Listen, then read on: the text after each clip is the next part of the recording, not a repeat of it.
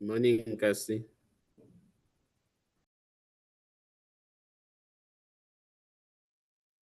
Morning, morning, morning, CFO. How are you? We're early birds today, huh?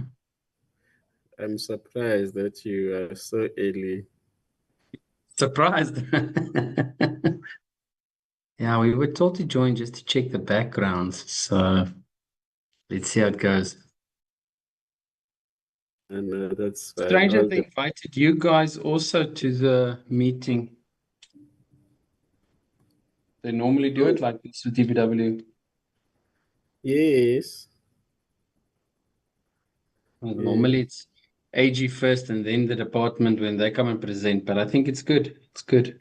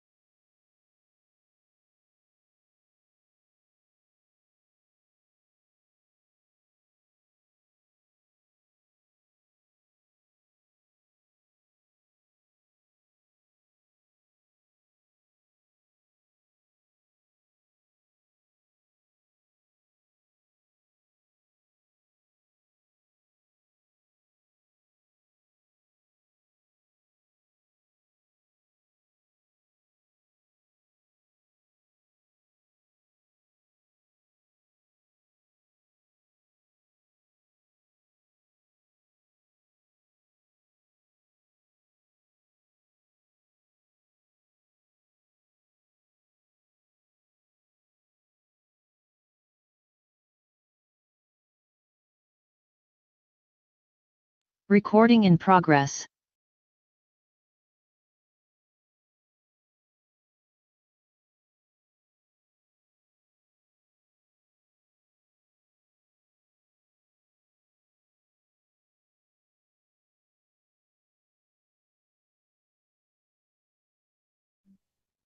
Good morning, honorable members and the delegation. I want to take this opportunity and officially declare this meeting open. Before we proceed, Nola, can you check for us whether we are reaching a quorum for us to proceed with the meeting while you are flighting the agenda? Good morning, Chair. I can confirm that there are 5 members in the platform. There's the chairperson, Honorable Bath, Honorable Ngosi, Honorable Matikizela, Honorable Litlape. Or there's more than 5, and then there's Honorable Kobe. There's also Honorable Ngumalo, that's 7. Yes, Chair. There are 7 members on the platform. Thank you. Can you flight the agenda?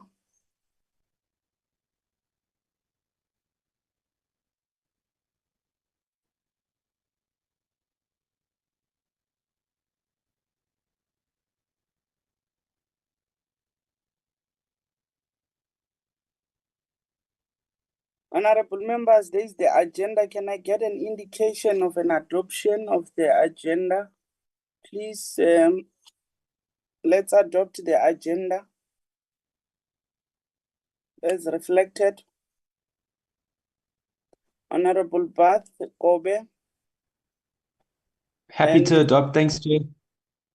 Do we have any contra review that says you don't agree with the agenda?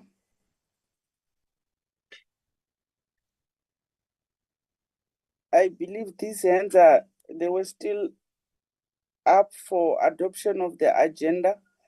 I therefore move to say the agenda has been officially adopted.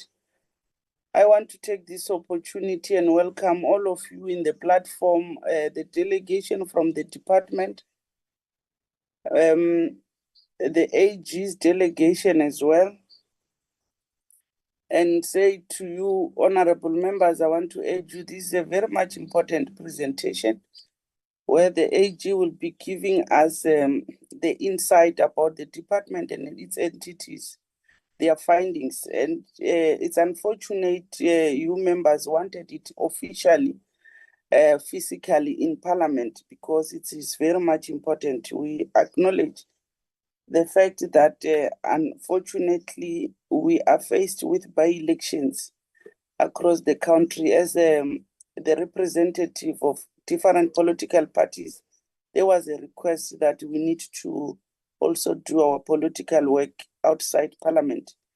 But without wasting much, Knowles, why did you take away the agenda? But without wasting much of the time, I wanted to double check whether are we starting with tracking of resolution or it will come after the presentation. But can you move a bit away from the screen? Nola? Apologies, Chair. I didn't mean to. Chair, unfortunately, I have to open up other documents like the resolutions tracker, so I had to take it out. I apologize for that because the agenda was also sent to members, so I thought members would also have it on now, there. can you indicate on my side whether the next item agenda, is it beside apologies, is it the tracking of resolutions? It's the apologies, Chairperson. No, after the apologies, what is coming? Resolutions tracking, Chairperson. I wanted to suggest let's move them after the presentation, the resolution tracking, then you give us apologies that came to you officially. Thanks, Knowles.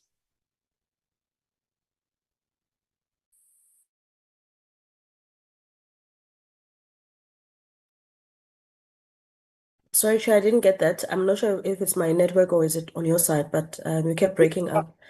It might be on my side because I'm just, even my gadgets, they keep on saying I must connect to Econet or ZNet. By the way, I'm just 15 k's away from Zim. It must be on my side, and I'll request, it's good that you have mentioned it while we are starting. I'll request Honorable Zelange, if I get cut, can you assist me with co-chairing? Zelange, are you on the platform? Yes, Chair, I'm on the platform. Thank you. Please, if you realize that I'm off, can you assist me and co-chair with me? Agreed, Chair. Thank you. Nola, can you give us the official apologies that were sent to you?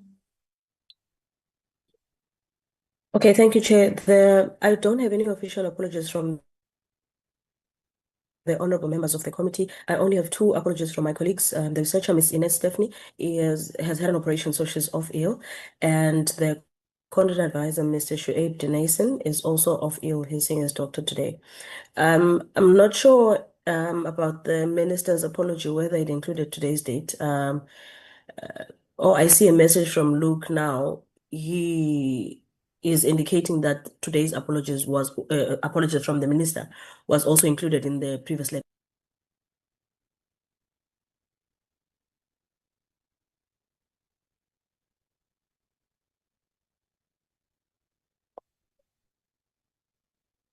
Nola?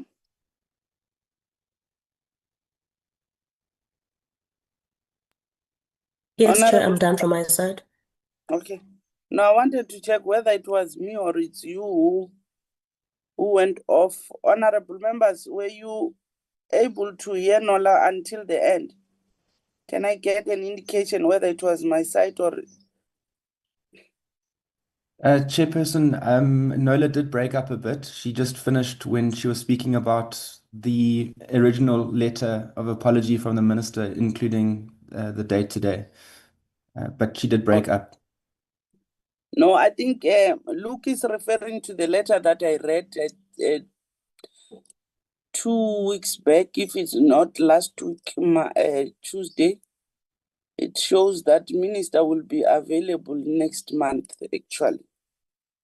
You send a letter, of course, that indicates his overseas trip.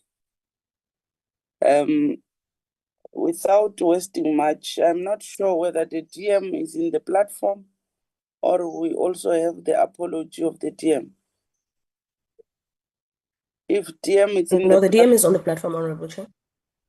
Okay, no, thanks. Let me take this opportunity and give it to the DM to make his a political overview. Then you will hand over to the AG to make a presentation. DM?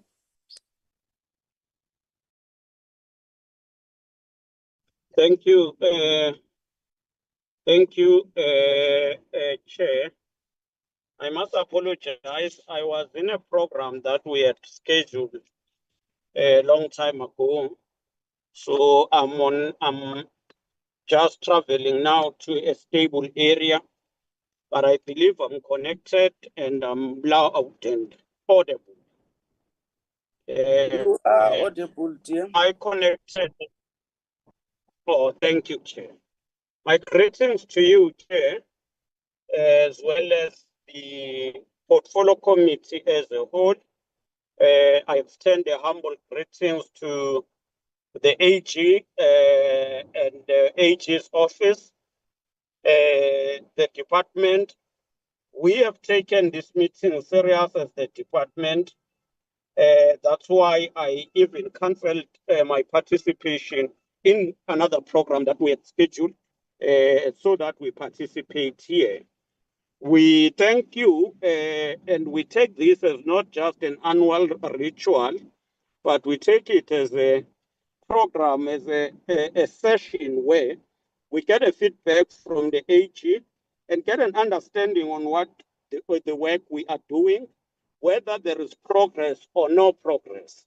We would like to once again affirm our commitment to the AG that we are prepared to work and ensure that we account and we become transparent and we ensure consequence management. May I take this opportunity without wasting time to introduce our team. Our team is led by the DG, Mr. Sfiso Mtakane. We have Mr. Caesar Sibande, who's the head of PMTE. And PMTE is a property management trading entity. We also have Mr. Mandla Sitole, our CFO, as well as Mr. Lwazi Mahlangu, the DDG for GRC.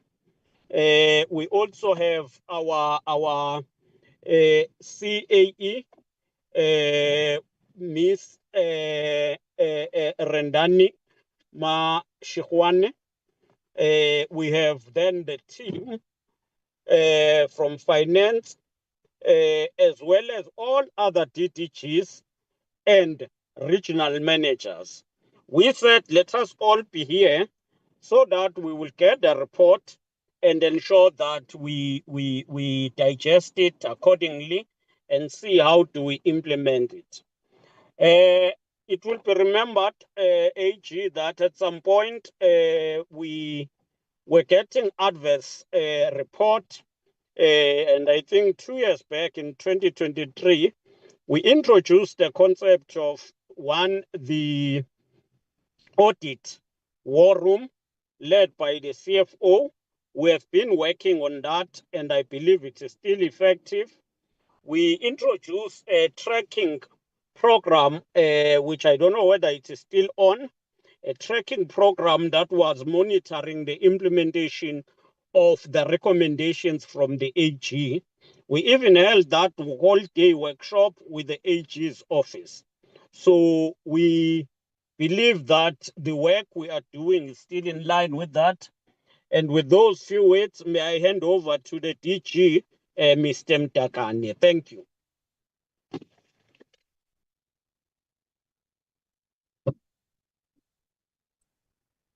The presenter may take the floor. AG, you can come in and do your overview, then introduce your staff as well, then start with your presentation. Thank you and good morning, Honourable Chairperson, Honourable Members and the Honourable Deputy Minister. Thank you so much for having us today. As you've indicated, we are here to share with you today the 24-25 audit outcomes. But before I start with that, let me just quickly introduce myself and the staff that is here with me. My name is Corneille Meiberg. I'm the business unit leader that's amongst others responsible for the audit of the public works portfolio. I'm joined by Siswin Kumalo. He's the Deputy Business Unit Leader, supporting me and also responsible, amongst others, for this portfolio. Cassie Creer is the Senior Manager responsible for the department as well as for PMTE. And then we've got Ntokozo Sobisi, who's the Senior Manager responsible for CIDB. Chairperson, today in today's presentation, we're going to mainly focus on the department, PMTE and CIDB. We have concluded the audit of IDT, but as it hasn't been tabled yet, we're not going to discuss that today. I did see that there is an engagement with IDT scheduled for next week.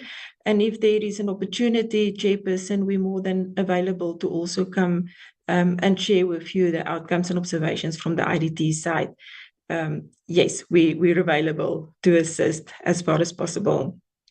I'm also encouraged by the commitment made by the Deputy Minister in terms of the support, the consequence management, the follow-up, and the continuous journey to make sure that there is movement and support to deal with the findings that we're going to share with you now, the internal control weaknesses, the root causes as we've identified it, to make sure that there is follow-up, consequence management. And at the end of the day, this portfolio can also stand up proud to say they improved, they have the basics in place to make sure that eventually there is service delivery. There is still a long journey, Chairperson, as Cassie will take us through the presentation. He will share that with you. But there is also some good stories that we can share today. So Cassie, if you're ready, I'm not sure if you can flight the presentation.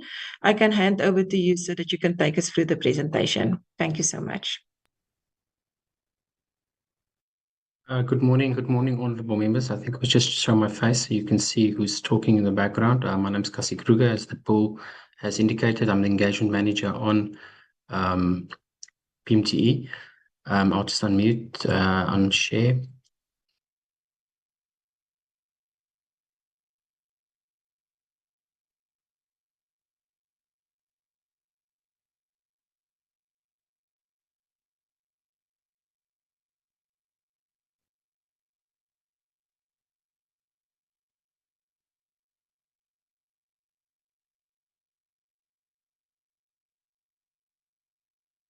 Thank you, honourable members and Chair and Deputy Minister for the opportunity to present. Honourable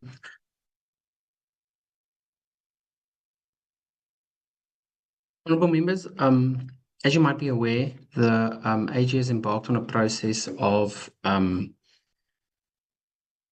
terms of our mission and vision, there's also a drive to improve culture, and within the AG we call it the culture shift within government that we would want to see. And these culture shift is prioritized by the 4 pillars that we have here, that we believe if these things are addressed, that we will see an improved culture within government and now specifically more within this portfolio. So performance would speak directly to the lived realities of the people on the ground. Ultimately, the performance, we will see a change. Accountability speaks to consequence management within the portfolio. And then we all want to see transparency in terms of how we report to Parliament and the financial statements and how it is communicated to the public and to yourselves. And then ultimately, an entity must be characterized by strong institutional control and ethical behavior, and that speaks to institutional integrity. And if these things are addressed, we believe we will see a culture that moves in a positive direction. And then, honourable members, I think you might have seen this before. As we as the AG embark on our constitutional mandate to audit and building public confidence, we also believe that within this accountability ecosystem, there's variable role players. It can't be the entity in the department on its own with their manager and officials, and the accounting officer needs to be supported as well as the executive authority. And all of this, all of us work together, where we as the AG will provide inside influence and enforcement where we can, but we need to work together to get this accountability ecosystem to move in the way that we want to see. And there, right there at the top, we also see yourselves and the important role that you play in oversight. Honourable members, I think it's also important to take stock. So right after accountability ecosystem, we now flight the recommendations that we had previously discussed with the executive authority. So we are going to meet with the minister, and he's very eager to always meet with the AG to discuss the recommendations that we will put forward.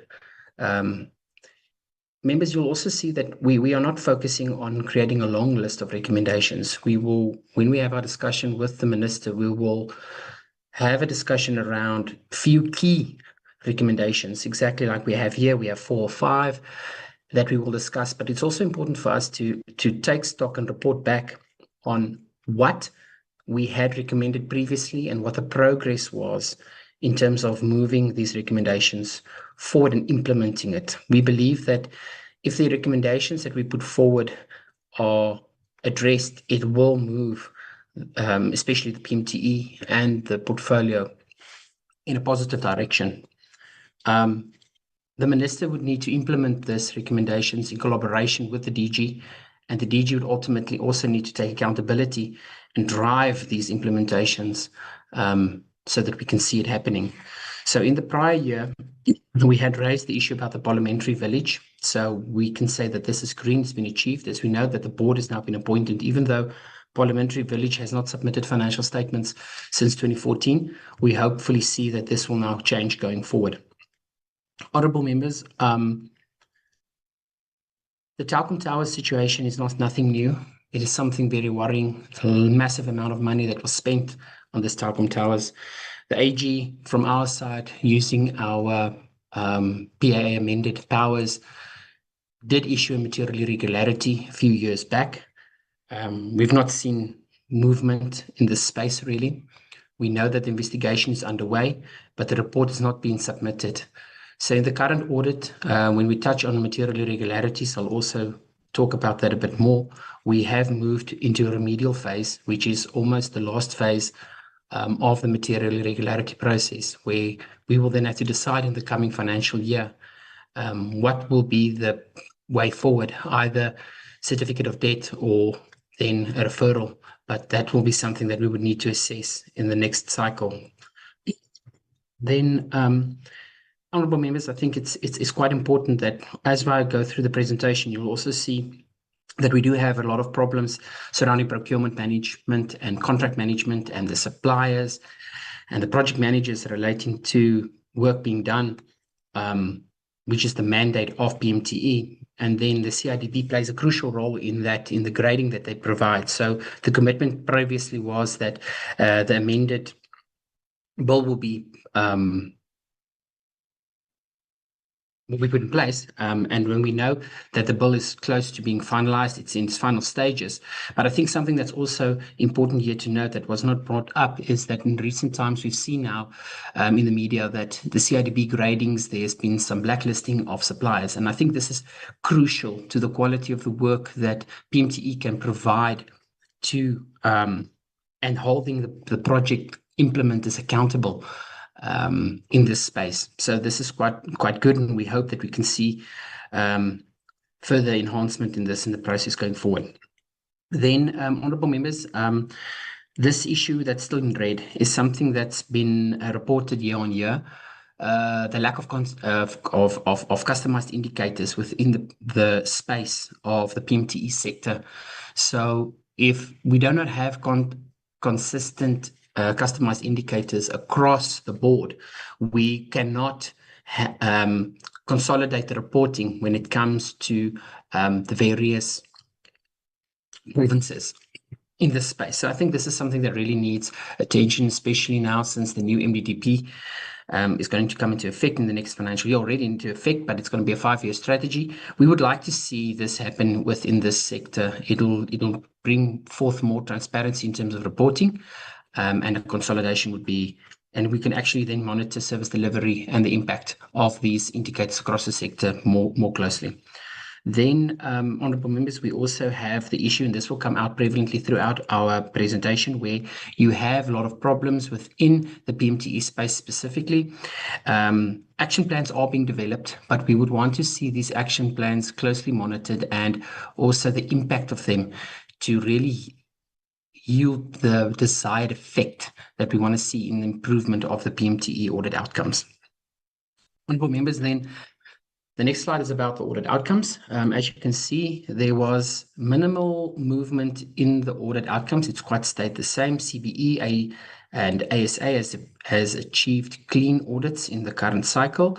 We note that ASA has improved. When the prior year they had a unqualified audit with findings, and then what happened in the current year, you have CIDB that has regressed somewhat. This is due to the material adjustment to their related parties and their budget statement. We believe that they will address this issue in the current years. It was just maybe a little bit of a lack of review of the final financial statements submitted for auditing. And this is just something that they need to tighten up their controls around the review of the financial statements, and we believe they will move into an unqualified audit with no findings. DPW in the current year maintained its audit outcome, which was a unqualified with findings, relating then specifically to the auditing of performance information, but we'll get into that more closely. The one that we've not seen movement is the PMTE that has been qualified in the financial year again. What should be noted here, maybe I just want to note some things that, though they have maybe regressed in terms of the amount of qualification areas, we do note that in prior periods, the assets were quite of a concern over the financial years. We do see that The assets have improved in the current year. However, when we discuss this, we also need to just talk about the control environment in general, and then that give credit where credit's due, that the assets have improved. But from our side as the AG, we are concerned. We do not want to come back next year and then we see a regression again around asset control and the outcomes. But we will talk about that a bit more. Then, as my bill has also indicated, honourable members, the IDT is outstanding, even though we have signed last week the audit report. We just need to first, we cannot include it in our discussion as we've not it has not yet been tabled. And then Parliamentary Village is still outstanding as they've not submitted financial statements since 2014. However, we note the appointment of the board. Honourable members, then the financial statements submitted for auditing. We have had DPW, CBE, and ASA that submitted good quality financial statements. They did not require material adjustments, which is commendable. The CIDB, unfortunately, as I stated earlier, had material adjustments to their financial statements on the two areas, related parties and the budget. And then after the adjustment, they had a clean audit. PMTE, unfortunately, its quality of financial statements was less than desirable, even after various adjustments that we made. They still have a modified opinion. Members, the areas that they have been qualified on in the current financial year is the payables from exchange transactions, which is the accrual side of it. We have lease accruals, we have capital commitments, and we have operating lease and lease commitments. So I think maybe we just need to stop here and maybe just touch on this a little bit. So why is this happening in the PMTE space? We are seeing that there's an absence of review mechanisms for the financial statements. There was various line items in the financial statements, honourable members, that were misstated, but not materially misstated. So they might not result, or they did not result in a qualification paragraph as the ones listed above. But we are very concerned of the quality of the financial statements. There is a lot of adjustments. Now, we can have a discussion about this when we engage, but ultimately we believe that absence of adequate review is one thing, but then also the lack of integrated systems. So maybe just to put it in simple terms, when the PMTE was established, they moved to the GRAP standards, which is an accrual basis of accounting, where the previous department is still on a modified cash. So there's a lot of complexities that come with appointing or applying a GRAP accounting system, because there's accruals, there's impairments, there's depreciation, there's a lot of disclosure requirements that come in. And I think it should be noted that we do not think the system is sufficiently designed at this point in time to correctly report. There's a lot of manual intervention required. And when there's a lot of manual intervention required, areas can creep up. And then also, it also speaks to the training required to the people and then the review process. But we will talk about that in our recommendations. Honourable members, moving on. The performance information, you might see that PMTE is not there. PMTE does not report on performance information. It is reported within the department. That's why they are here. CBE, CIDB, ASA all submitted annual performance reports that did not require material adjustments, which should be commended, which is great. And we hope that they can keep it going like that. The DPW, unfortunately, had a lot of programs and indicators that we had to adjust and correct, which resulted at the end of the day in 2 of the programs materially being qualified. But previously we had 5, so we had a large drive by the department. And I think also we just want to say that they are committed and they really assisted in getting the information together so that we can reduce the amount of qualification paragraphs in the audit report relating to performance information. Honourable members, I think what we are seeing in the DPW space, so the 2 indicators that we qualified in the current year is relating to the EPWP, as well as the REMS. So the REMS also ties in with PMTE's private leases. The drive from the department and PMTE side is the commitment to reduce private leases.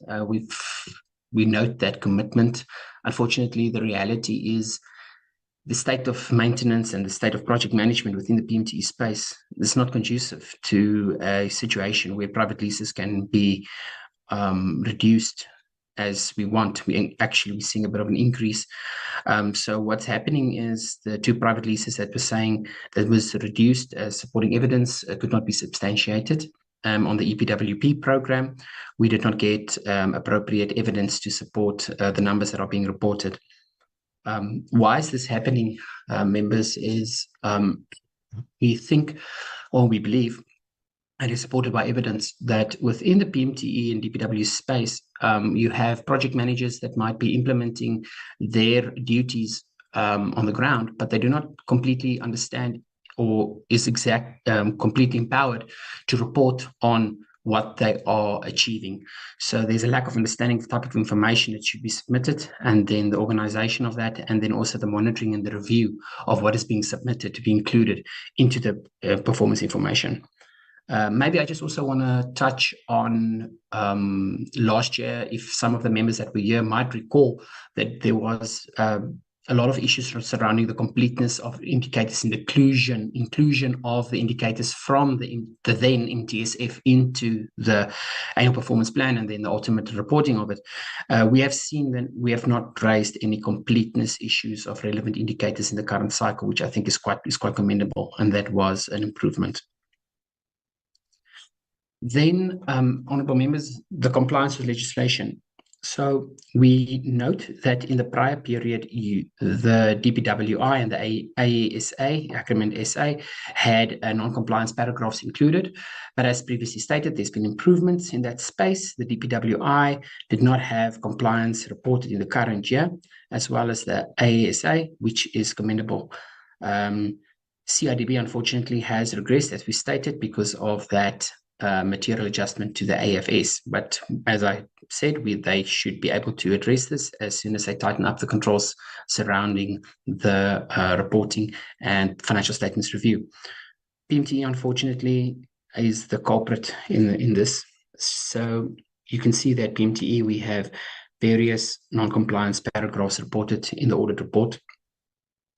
Honourable members, we saw in procurement and contract management that there was a lot of non-compliances identified there, especially also on the bid process.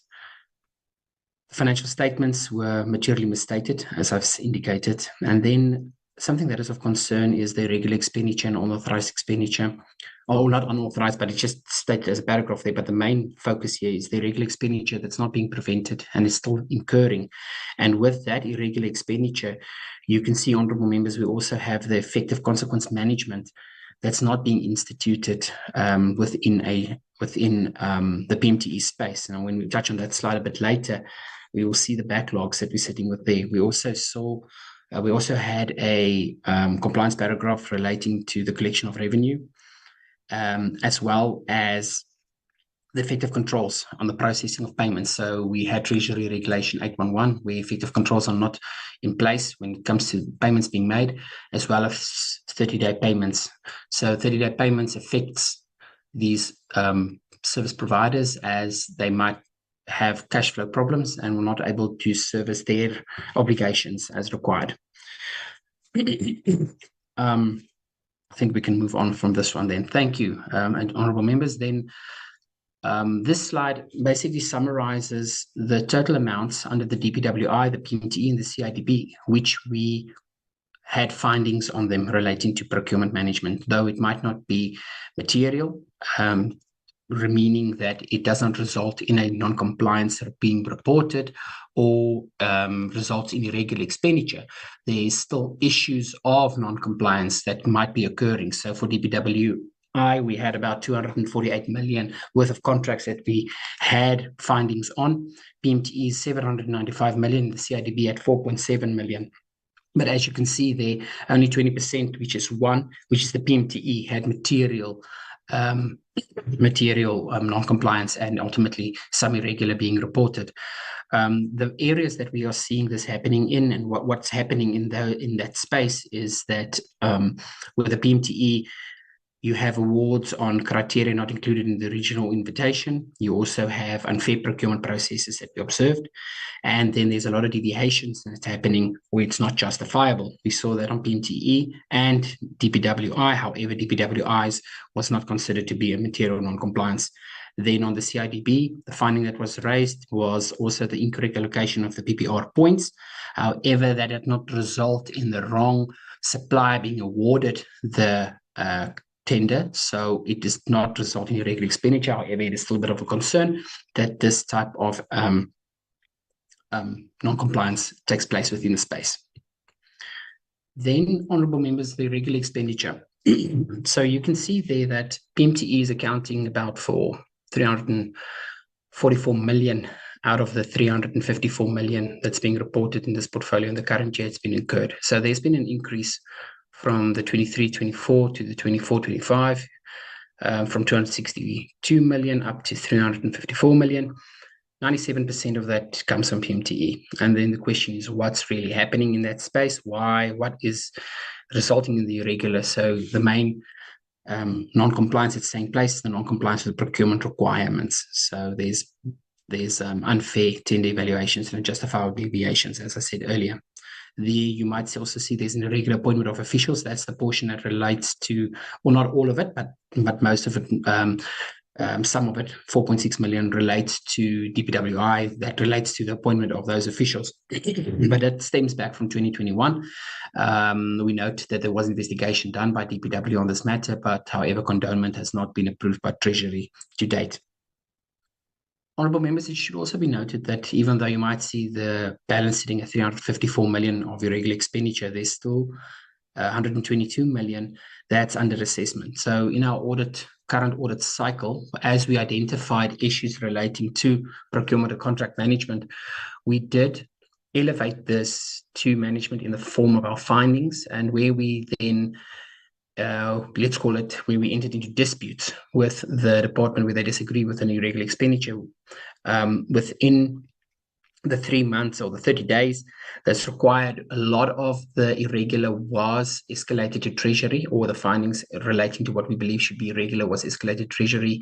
Treasury gave feedback on most of it, and that was then included in the irregular balance. However, there is still some irregular as to the amount of 120 million that is under assessment, which relates to irregular to which the framework was not complied with in prior years, where we need to escalate within 3 years. So that's something that maybe just needs to be tightened up to make sure that where there is disputes between the AG and the PMTE, that it is sufficiently followed up and cleared, either to be not irregular or included in the regular register.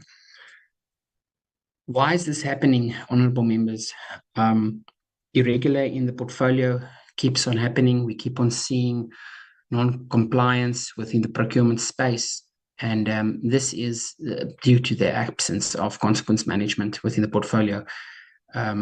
Consequence management takes an excessive amount of time. And where the action plans to address these root causes are created, we do not see effective implementation of this. So it keeps on happening year on year. Even though we also note that there is some oversight bodies like internal audit, they raise their findings. However, we do not really see that it is assisting in reducing the irregular expenditure in the space. So then, honourable members, that takes us to the consequence management that I was now just hinting to. So when you look at the closing balance of irregular expenditure, though it's not disclosed in the financial statements anymore, it's disclosed in the annual report, it's sitting in the excess of 2.5 billion or 2,500 million rand, whereby 98% of this comes from the PMTE space. We do not identify any issues with the completeness of irregular. We believe that based on our testing, that all the irregular that should go in goes in, even after our escalation processes. We did not see anything that we believe, based on our sample, that's materially not included in the balance. The problem here is, honourable members, that out of the total balance of 2.5 billion, around 900 million, or you can say 1 billion, has not been dealt with or is not being dealt with at this point in time. So on average, it takes about 10 years for an investigation to be finalized when it comes to irregular expenditure. So the question then comes, if it takes 10 years, are those officials even still there? And then how do we institute consequence management if that is the turnaround time that we're looking at in terms of irregular expenditure follow-up and dealing with it?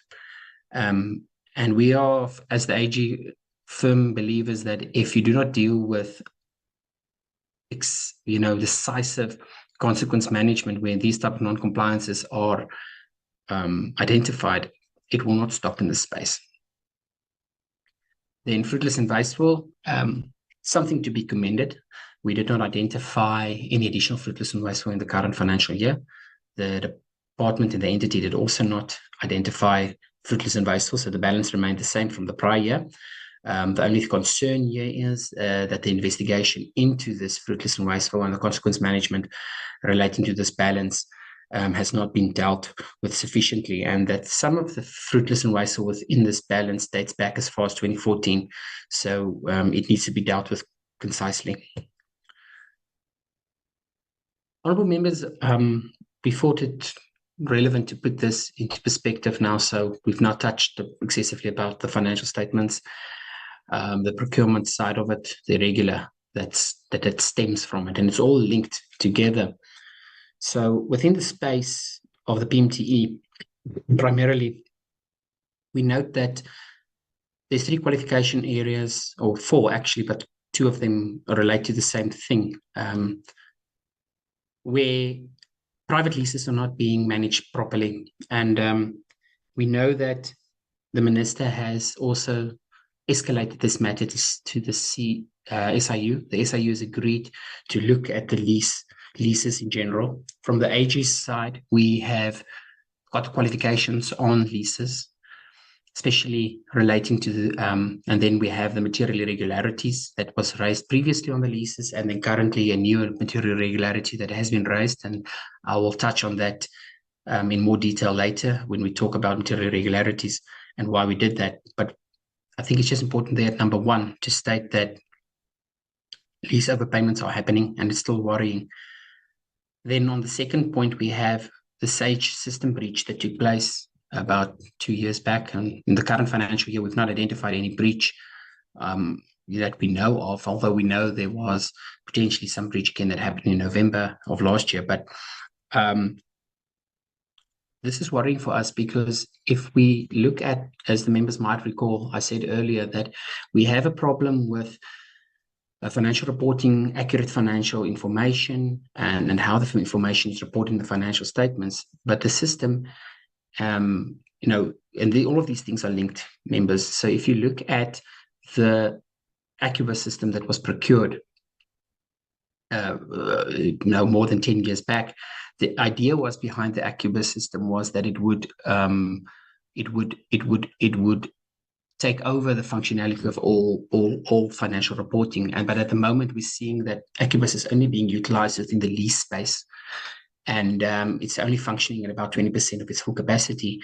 And where you are now, even then, when it integrates with Sage, you have problems, and then Sage is also now being breached. So this puts the entity at risk for cyber attacks and external wrongdoers. Then the other losses are also coming from which ties to the procurement, where we have project management, and then you have a lot of extensions happening on projects. And then members, we will talk about the receivables balance that's sitting on the financial statements, where the entity is sitting with a receivable balance in the excess of 15 billion from its client departments, and then it impairs this balance, which effectively means it puts it through the income statement and creates a potential loss that will sit for 12.9 billion, and then the disclosed balance on the financials is 4 billion. But the actual receivable amount that's outstanding that the client departments have not paid is in the excess of 15 billion, which is very worrying, because how can the PMTE fulfill its mandate in performing maintenance, construction, and servicing these client departments if they're not paying and they're sitting with a 15 billion outstanding amount? And all of this ties into the financial health. So when we look at the financial health of the PMTE, It is worrying. I mean, we just need to be straight up. If the PMTE was functioning as a public company, it would not be liquid. It would not be allowed to trade because its assets is less than its liabilities. Its liabilities is more. It has a massive bank overdraft, and all of this happens because client apartments are not paying, and they cannot efficiently then service as they should, and which means in order to pay maintenance and property rates, they are pushing up their overdraft balance. What is worrying about the overdraft balance, honorable members, is that in the recent 3 to 4 years, it has excessively increased. Where it was sitting about 3 or 4 years back at 1 billion, it started to increase year on year. And in the last financial year, we saw it move from a low 3 billion to now over 4 billion, 4.4 billion in the current year. And this is a massive overspending, and meaning that the money cannot be recovered. So where is this going in the long run? And then what's the impact of all of this that I've now raised is that there is pressure on the fiscus. There's uncertainty about the going concern. Dilapidated buildings are not being maintained. And then the reduced service delivery, and then more delayed projects. Honourable members, now the material irregularities, which is now subsequent to the change in the PAA, it's now been effective for about 5 years in the PMTE space and even in DPW. We have raised 9 material irregularities. Honourable members, it's worth noting that 5 of the material irregularities have been resolved.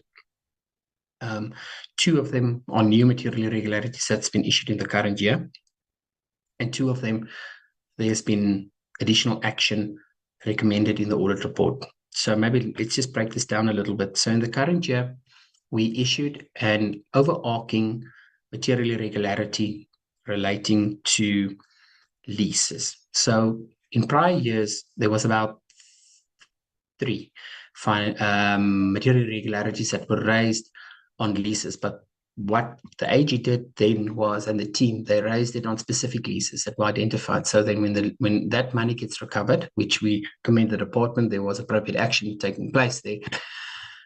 The control environment also had to improve, but we were just seeing this happening on other leases. So then in the current year, we saw raising it on an individual lease will not bear the fruits required. The entire systematic issue within the program of lease management need to be addressed.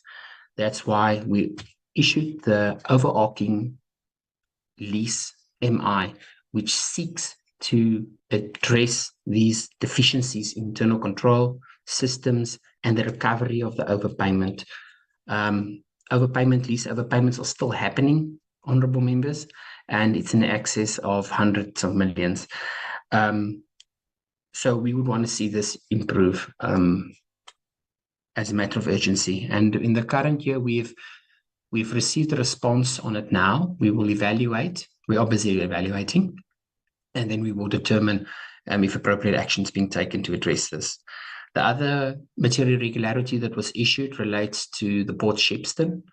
It was issued on maintenance, so on a dilapidated building, because there was strong exposure to mold and asbestos that was a risk. And then the risk that a PMTE sits with its buildings, honourable members, is that ultimately health and safety might come in and shut down a lot of these buildings, which might result in even more costs to the taxpayer because of maintenance that's falling behind. So this also is an MI issued. We have assessed it as appropriate action at this point, and we will determine the way forward now in the next audit cycle. The other 2 MIs that further action has been recommended on, we have a lease by which we've escalated it to a recommendation stage that needs to be dealt with, as well as earlier stated, the Telkom Towers. Telkom Towers is a headache. It is now at the moment in a remedial phase within the audit report. And this thing requires some oversight. I think the important thing here is that if the portfolio committee can also just monitor the progress made on these MIs and monitor how controls to prevent the reoccurrence is looked at. Then service delivery, honorable members, when you look at the outcomes, and I've already touched on the performance information, and I think you've now heard the areas of concern that we struggle with within the DPW space. But when you look at this picture, it basically says you've got a full budget allocated to each one of these entities, DPW, CIB, and agreement. And out of what you said you would achieve, you've only achieved 43% of your targets, and 57% now for DPW did not achieve. So we did not highlight all of the ones that weren't achieved, but we highlighted some of the ones that we believe is important. So the number of work opportunities in the EPWP program, infrastructure projects not completed, and the number of infrastructure projects completed with an approved budget. So that's also, again, you're spending more to get projects done than you have, and you're already struggling with funding from your client departments. So what is also important to note, members, is, and this is part of the recommendation that we give to PMTE, though they might be strained in terms of the money that they receive from the fiscus, they have to put processes in place to make sure that every single rand spent is spent to the best of, or it can take you as far as possible. I think that's a better way to put it, to say you've got limited resources. But if you have this type of problems that you're not achieving your targets, and you have procurement problems, and you have project management problems, how are you able? You won't be able to get more money unless you can demonstrate to your client departments as well as to the fiscus that you are spending every cent as good as you can, and that the controls around that cent and that rand is tight. So it should also just be noted, members, that even though it might show red as 57% here on the achievement of these targets, it's also not fair to say 50%, nothing happened in 57%. That's not true. Because remember, the indicators reported on, and then there's a set achievement included. But if they come short, it doesn't mean that nothing has happened. It just means that we didn't achieve exactly what we wanted to achieve, 100%. They might have achieved 98%, sometimes 90% of those planned targets, which is also, should be noted. Otherwise, this paints a very bleak picture, which is not completely true. It's not like there was nothing done when it comes to those specific indicators.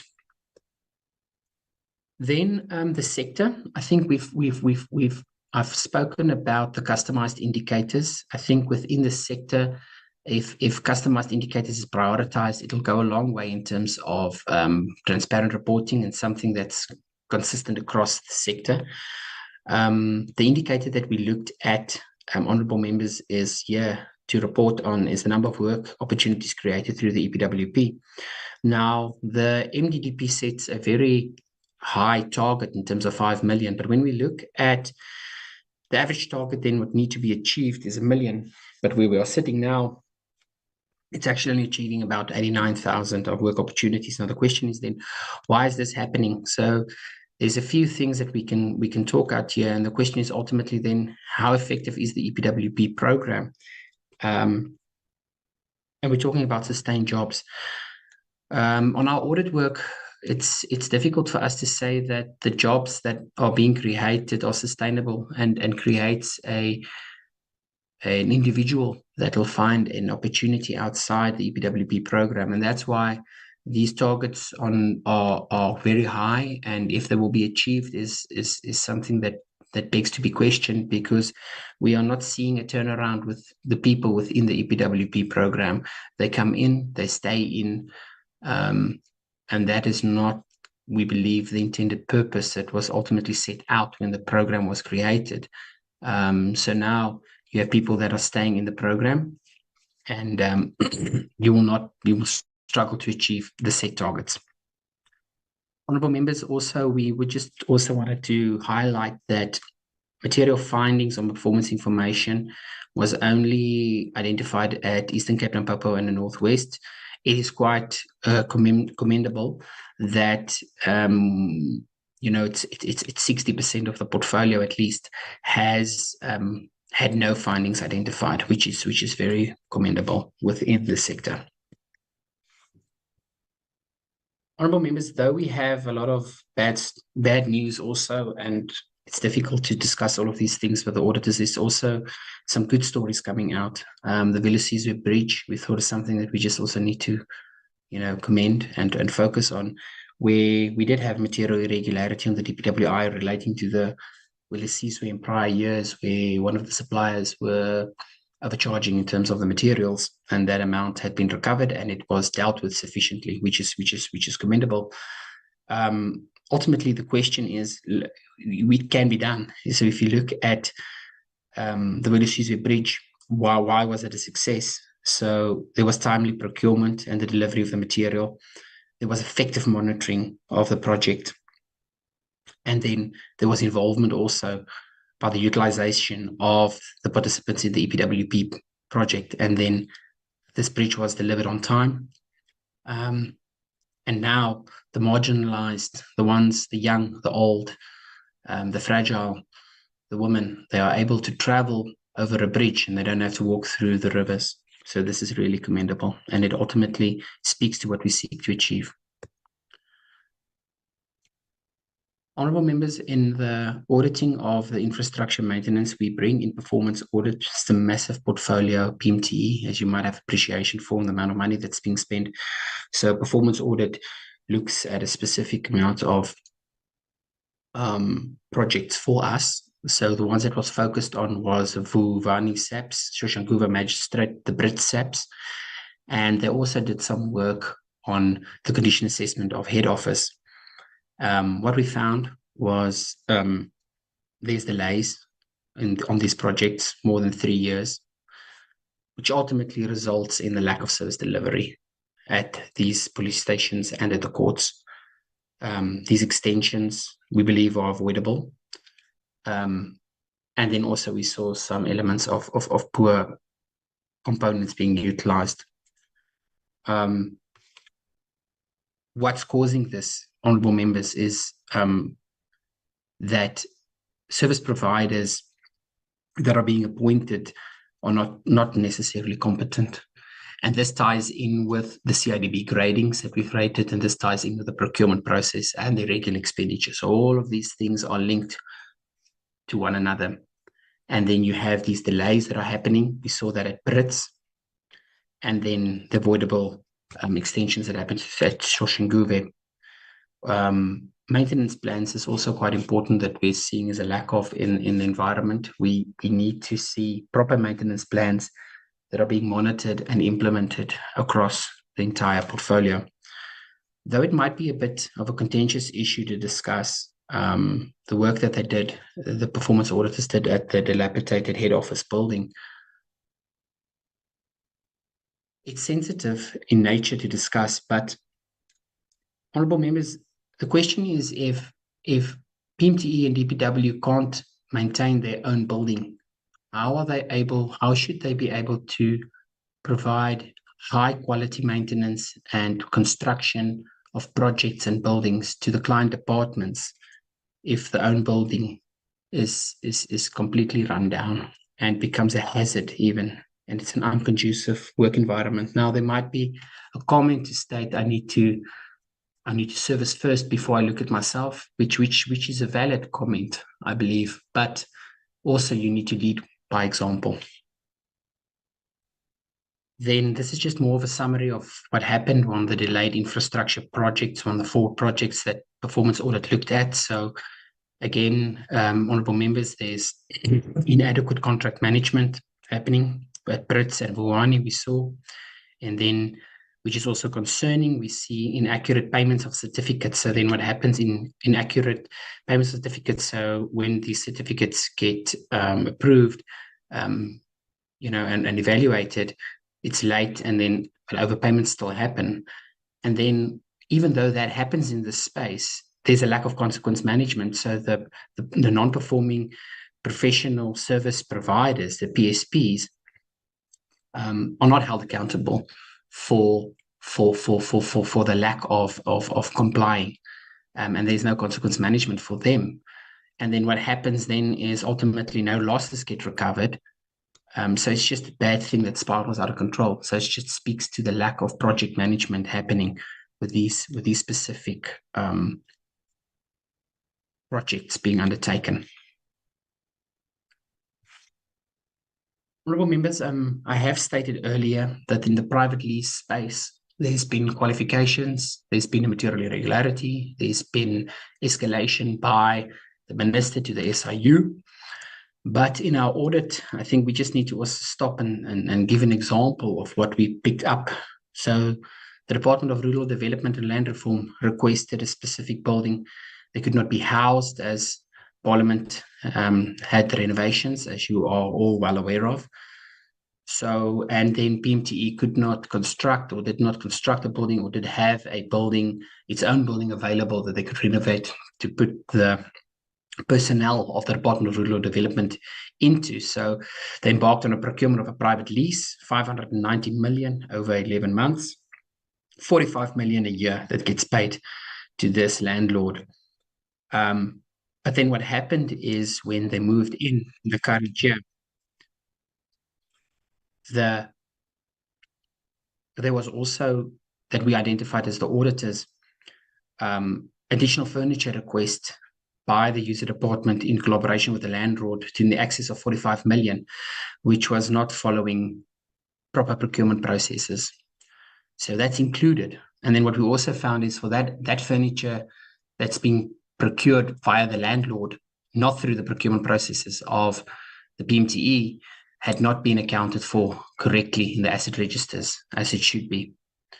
What we also then saw is that this was done without the relevant approvals, and then prepayments were being made to the landlord, which did not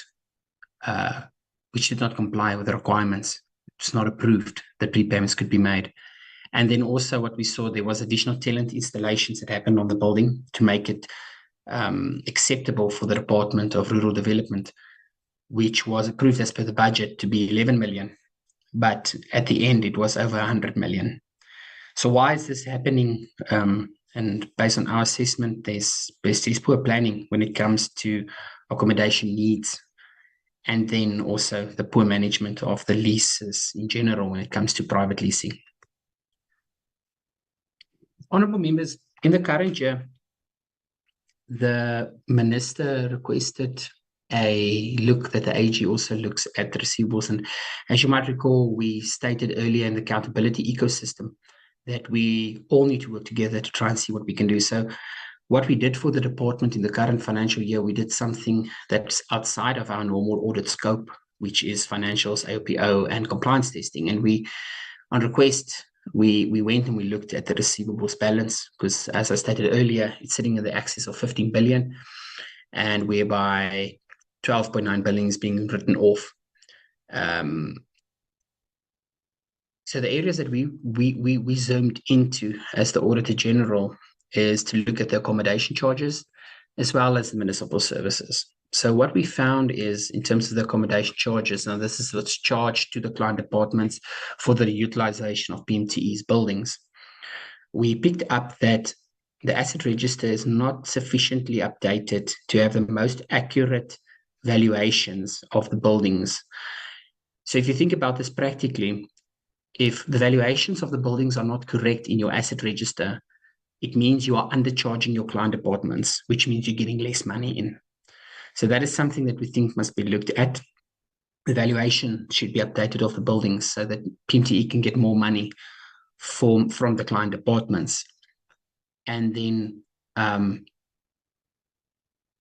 a good example that we made here is we went and we looked at the Kgosi Mampuru, for instance, honourable members, and I think this is something that should be noted.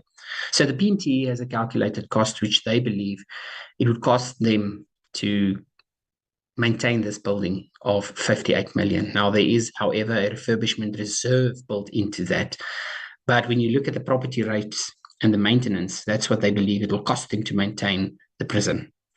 Then when you look at the actual spending that's being spent, so the property rates, not even that is completely covered.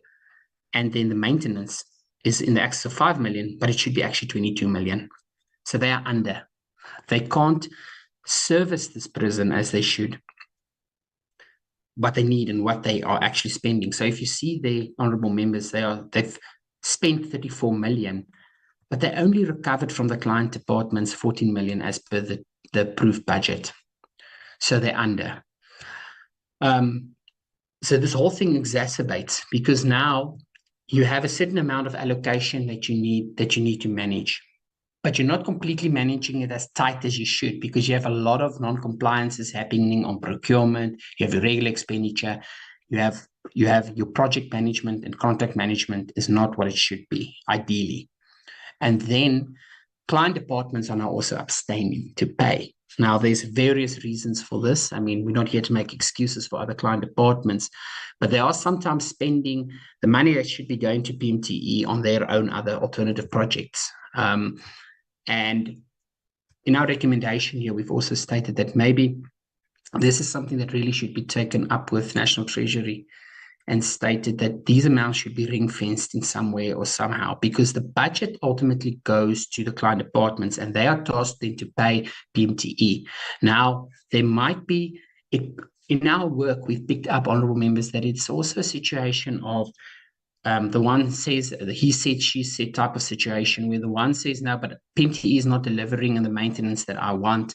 And on the other hand, PMTE says, I'm delivering, but you're not paying. So, but, you know, there's a lot of buildings being managed here, but that money is ultimately allocated to maintenance. It should go to maintenance and to property rates, and it should be PMTE's money.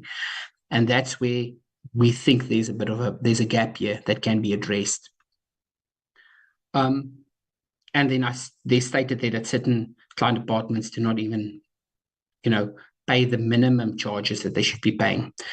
So under our municipal services, we also digged into that. So we focus primarily on SAPS, DOD, and DCS, police, defense, and correctional services, because they are 80% of the outstanding receivables balance. And a large portion of this 3.8 billion is disputed by these client departments when it comes to these so-called shared services. It is also shared savings. So we did not look at electricity because the variables were too much there. We looked at the water by the installation of pressure valves, telemetry services, active leak control, leak detection systems that were implemented by these client service providers. So what we also picked up in our assessment is that these client departments, DOD, DCS, and SAPS, cited that they were not consulted when this was originally embarked on. So, but however, they do not dispute that they're not getting value from this, but they're not paying the receivable amount outstanding. So maybe this is where the prior period approval should be discussed with these client departments, and a way of how this situation could be remedied needs to be embarked on, because ultimately, if they are going to keep on refusing paying for this shared service, even though they're getting the benefit, the receivable balance will just keep on going up. We do, however, note that DCS and SAPS have acknowledged there's a dispute, and they've disclosed the contingent. And through our audit work in collaboration with our auditors at DOD, they will also disclose a contingent liability. But a contingent liability does not mean they will pay. It just means there's a dispute and there's a potential liability that will come from their side. But this does require a bit more attention. So what happens then ultimately if these client departments are not paying for the services that PMTE is providing to them is what we saw with the bank balance. It's exacerbating and it's accelerating in the amount that it's increasing. So where you would have seen a few 100 million increase, now it's in the billions year on year. It's not sustainable. Thank you, honourable members. I've covered this sufficiently. So then, just in summary and closing, we have assessed root causes, and as I stated earlier, when we go and meet with the minister, honourable members, and with your input also provided to us, we will look at root cause analysis, recommendation, and then ultimately what we would suggest to the minister, which will be a summary of what we have here that needs to be implemented in collaboration with the DG at the PMTE to see a positive impact and to move the PMTE to an area where we would want to improve audit outcomes and improve control environment, improved system integration. So I think everyone can read. It's just that I think we just want to maybe touch on it to state that record keeping, I've spoken about that excessively. And then what needs to happen is, implement proper record keeping needs to happen over daily and monthly processing. And then the action plans, which was also touched on, they need to be adequately monitored and to strengthen internal control and properly implemented and tracked to see that this is yielding the desired result. Because what you might also see sometimes, honorable members, is that you have an action plan. You might even state that I've addressed this issue, but then when the auditors come and we audit, we still pick it up. It's still happening. Then on the irregular and procurement, this ties tightly to that, where we said there's a lack of accountability and consequences in supply chain. So we would really want to see proper investigation of fruitless and wasteful happening, and then not to just state proper consequence management. There needs to be some form of disciplinary action that needs to happen. If this does not happen, it will not change. You will keep on reporting the same issues within supply chain, because it's hard to talk about these things, and no one wants to let people get fired, because people have livelihoods and they have families. But the reality is, honorable members, that if disciplinary action is not taken into account, what would deter the wrongdoers? The wrongdoers to stop doing what they're doing within this space. Then when we talk to the financial statements as a whole, we believe that financial disciplines need to be tightened up, and how to improve and assist with that, we need to see a proper training needs analysis, and then the proper training needs to be rolled out. And this also touches on the project managers within the AOPO space, as well as the financial statements. Then comprehensive maintenance strategy, I have already touched on that a little bit, but we would want to see this maintenance strategy implemented and tracked closely. And then also, if that happens, this ties in with the consequence management and the disciplinary actions against, we said the service providers, but it should also be noted that within PMTE, you have project managers, and these project managers sign off on these certificates and the progress that happens on these projects. So we need to also see some accountability in that space when it comes to the project managers. And then we've spoken excessively about this, but I think this is just a summary of what we need to see happening in this space. That the CIDB, in recent, we've seen that there's been some blacklisting of some suppliers, but in collaboration with the CIDB, there has to be consequence management for the contractors that are not performing. Then, honorable members, the message that we have for the portfolio committee ultimately ties in directly with those recommendations and root causes that I've now spoken in, and that your oversight role is crucial also in this, where the monitoring of the action plans that's being implemented, the progress on the investigation and the disciplinary actions, also then the proactive maintenance strategy, seeking feedback from the department on reporting on this.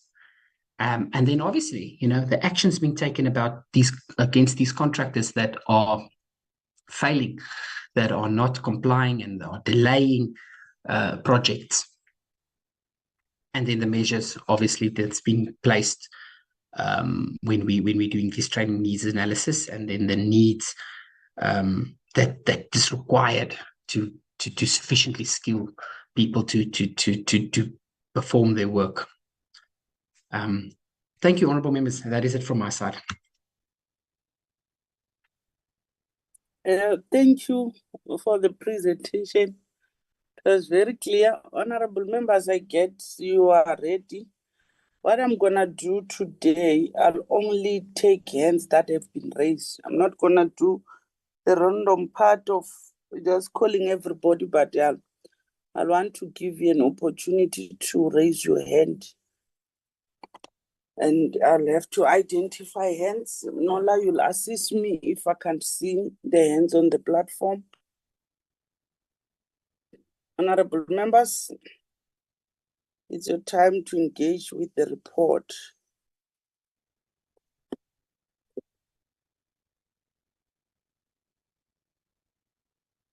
Am I audible? there's Chairperson, there's Honorable Rumalo, Honorable Kobe, Honorable Matigizela, Honorable Bath, and Honorable Tlelanga, as well as Honorable Mkhize on the line. The first batch, I'll take 3, and after they've asked, all 3 of them, I will request the AG to respond. Then I'll take the other batch. I'll start with Honorable Tlelanga. Then Bath will follow, and Kobe, you'll be the last one on this page, in that order.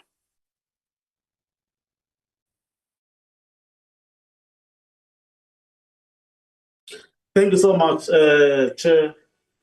Good morning to you, Chair, to honored members, the DM, as well as the AG team and the departmental team. Thank you so much for this presentation. I think where I'm seated, the presentation is clear. The presentation is identifying a problem. The presentation is doing an analysis. And the presentation is giving recommendations. And lastly, the presentation has got a message to us as the portfolio committee that indeed allow us that we must reflect on this presentation. The first issue that one must appreciate is that all these things that I've mentioned have already been raised. And also that last week we engaged with some departments. Now let me get straight to the point on the questions that one want to get the responses. The first one is that it's important also to note the good thing that the presentation raised, the work of the Wellises bridges. I might be biased with this because most of them are in the province where I come from, and part of them I see them and I cross them when I'm doing some constituency work in that area. That is highly welcomed, that good progress. The first question I want to check is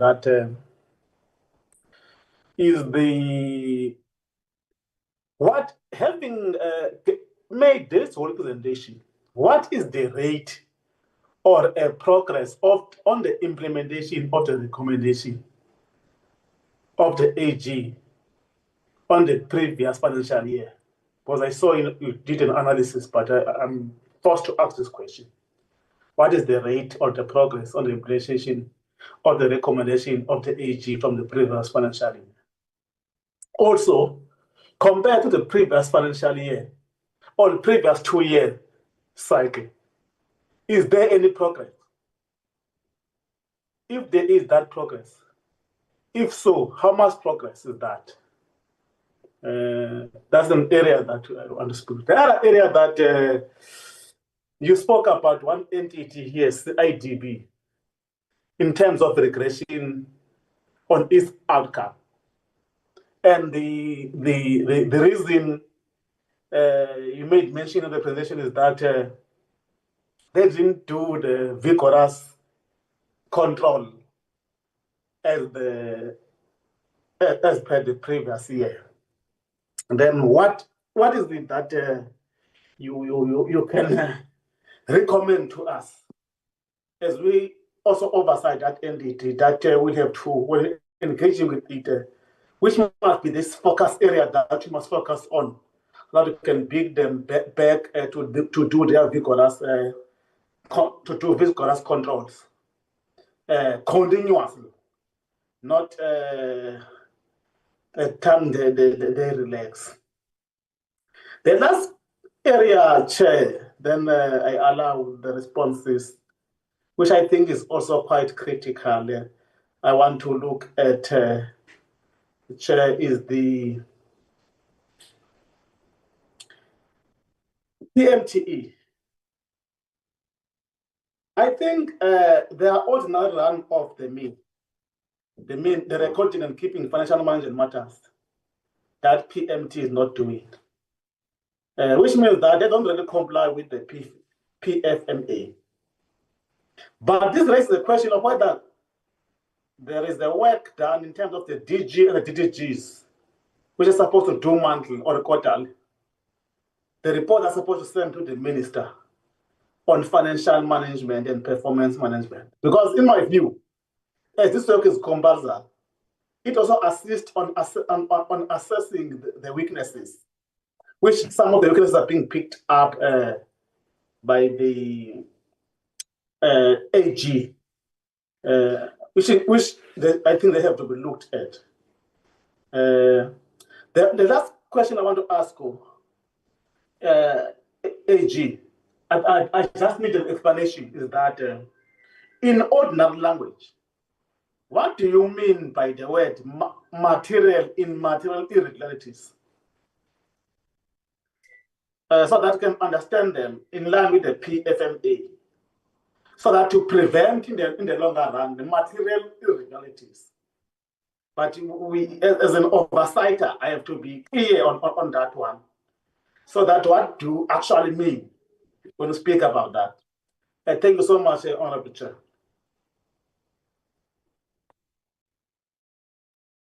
Honorable Bath, while you are leaving the stage, you must take your hand down, Honorable Zelang. Bath, you can come. Thank you, Chairperson. I'll leave my camera off just for the benefit of everyone's bandwidth. Chairperson, I think I'd like to just first start. I think when we were formed as a committee after the commencement of the 7th administration, one of the very first, if I'm not mistaken, or very near to the beginning of our term, we received the same presentation from the AG. And I think, if I'm not mistaken, there was a resolution taken that we needed regular updates on the audit action plan. I actually think that we asked a number of times to be presented with the audit action plan. And I think if we had maybe had more regular engagements around the implementation thereof, we might be sitting in a slightly better position than we're sitting in today. Let me just say that I'm grateful for the work done by the AG and the presentation put forward. And it is great. It is good to see that in certain instances, audit outcomes have improved. A comment from my side regarding the findings around the CIDB. We all know, and we all met last week with the CIDB, and we were presented with a very good annual report.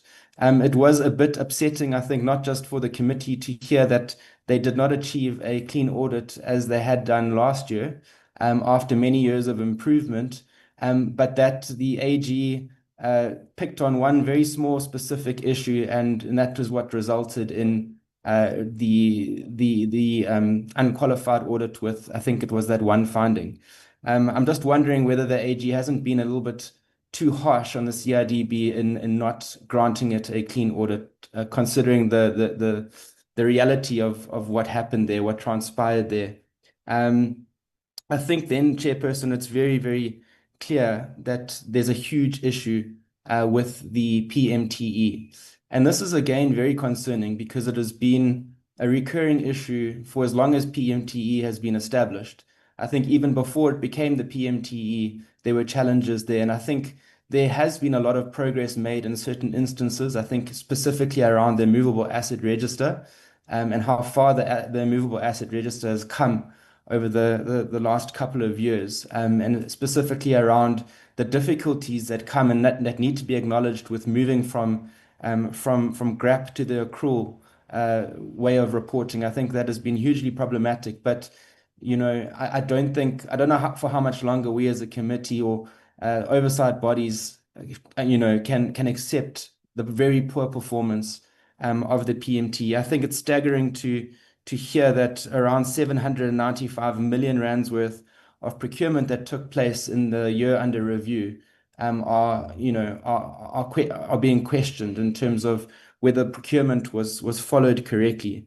And it is also very disappointing to see that there's been an increase in the department's irregular expenditure from, I think, if I'm not mistaken, it was said around 262 million up to 354 million, of which 95% is contributed to the PMTE. So Chairperson, my question through you, I don't know if it should probably be to the AG and to the department, is what is the solution? Because clearly PMTE is not working. And we've been given many reasons as to why, whether it be the difficulty of recovering funds from client departments paying very little in terms of rental, or I'm sorry, I've forgotten what the term is, what client departments pay over to Public Works in order to hold accommodation with Public Works. It's just I'm not seeing the light at the end of the tunnel. In fact, the light is getting dimmer, if I'm honest. So I don't know whether the department need to go back to the drawing board, taking advice from the AG as to whether or not there is actually light at the end of the tunnel. And then Chair, a lot was raised around lease accruals, capital commitments, a lot to do with lease commitments, operating leases. I think we're all aware that the DDG or the chief director, I can't remember who it was, has resigned, and I think we must welcome that, because a lot obviously wasn't going right under their tenure. But I must also highlight that the AG spoke a lot about consequence management and the lack thereof, and I think through you, Chair, the department need to now tell us what are they doing about consequence management, because there are people on the end, there are people who are responsible for these functions who clearly are not doing their jobs properly. And I think we as a committee need to look much closer into that. Chair, just for the sake of time, I'll end there. So yeah, I'd like to hear some responses around those comments. Thank you, Chair.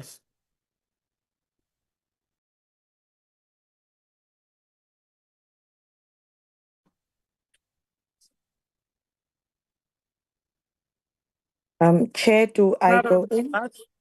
Yes, you. Okay, thanks, Chair. Good morning, colleagues, and to the AG, thank you so much for a very, very comprehensive and eye-opening report. I think, when we speak about the accountability ecosystem and the general behavior of Public Works, I think we are in general seeing that there hasn't been sort of a big change in behavior. And I'm speaking particularly as it relates to, the IDT, which continues to have late or no submissions of financial statements. I think that's gravely concerning. And I don't know if, the AG has a mechanism where before time it flags this to the department so that maybe they get themselves ready in time. But I'm particularly worried as to the lack of submissions from the IDT. Also, I think in your report you have stated that you don't have the report of the telecom towers. According to my understanding, I believe that there's a forensic report that is available with the department, and maybe this is for the department to confirm whether that report is indeed there, and why, if it is there, why has it not been made available to the Auditor General? I know that we as a portfolio committee are still waiting to receive it, but I do understand that the department does have it, and why has it then not been submitted to the Auditor General so that we have a much more comprehensive comprehensive view of whether there has been movement in terms of the investigations around the irregular tender processing around the procurement of the telecom towers. Just to echo what my colleagues have said, I think the two entities that are now financially really unsustainable and, are effectively, if it was in the private sector, should be liquidated, IDT and and PMTE. I worry about these, and maybe if the department, we have been presented with turnaround plans from the IDT, but it seems with the report, it does not give us confidence that the turnaround plan will then shift the needle and ensure that the assets and liability ratio moves in a positive direction, or if the entities can work without requiring financial assistance and overdrafts. Chair, as well as I think the department had made a commitment to us in the beginning when we had started that it will significantly reduce leases. But unfortunately, the reality, especially with PMTE not performing, it has rendered the department to become the biggest tenant within the private sector. For me, I just need, and the AG has said there is no substantial facts to back up the facts that there's been a reduction in leases. For me, I just want to know from the department, what plans do you have in terms of turning that around and ensuring that there is indeed a reduction? And if the AG does believe that the department is committed to this. Also, I just want to speak in terms of the SAGE investigation, how far that is, and if the AG has any confidence at all with the department actually reaching some sort of finalization with SAGE, and ensuring that we don't have any further cyber attacks in that regard.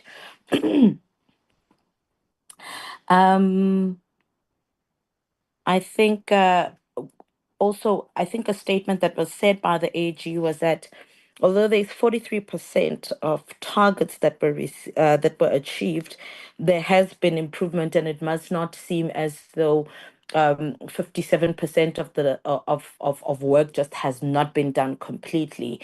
But I mean, I worry because when we look at the wasteful expenditure and also the other indicators that have just went to the opposite direction, how then can we be very confident as the portfolio committee and the public that the 43% of the targets are a true reflection of the department actually failing in reaching its mandate?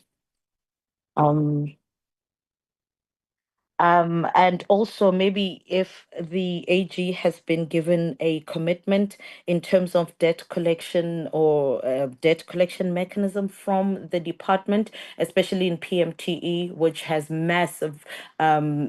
which has not received massive amounts of debt from or collected massive amounts of debts from their client departments. And also, I think the department needs to furnish us, which is something that we always ask as a portfolio committee, maintenance plans and performance plans. And maybe we can start seeing some sort of shift in terms of the Auditor General's report. I must commend actually the department. I think it's not all doom and gloom if this year we have not incurred any fruitless expenditure. I must say well done to the department for that. I think it shows that there is some sort of improvement some way.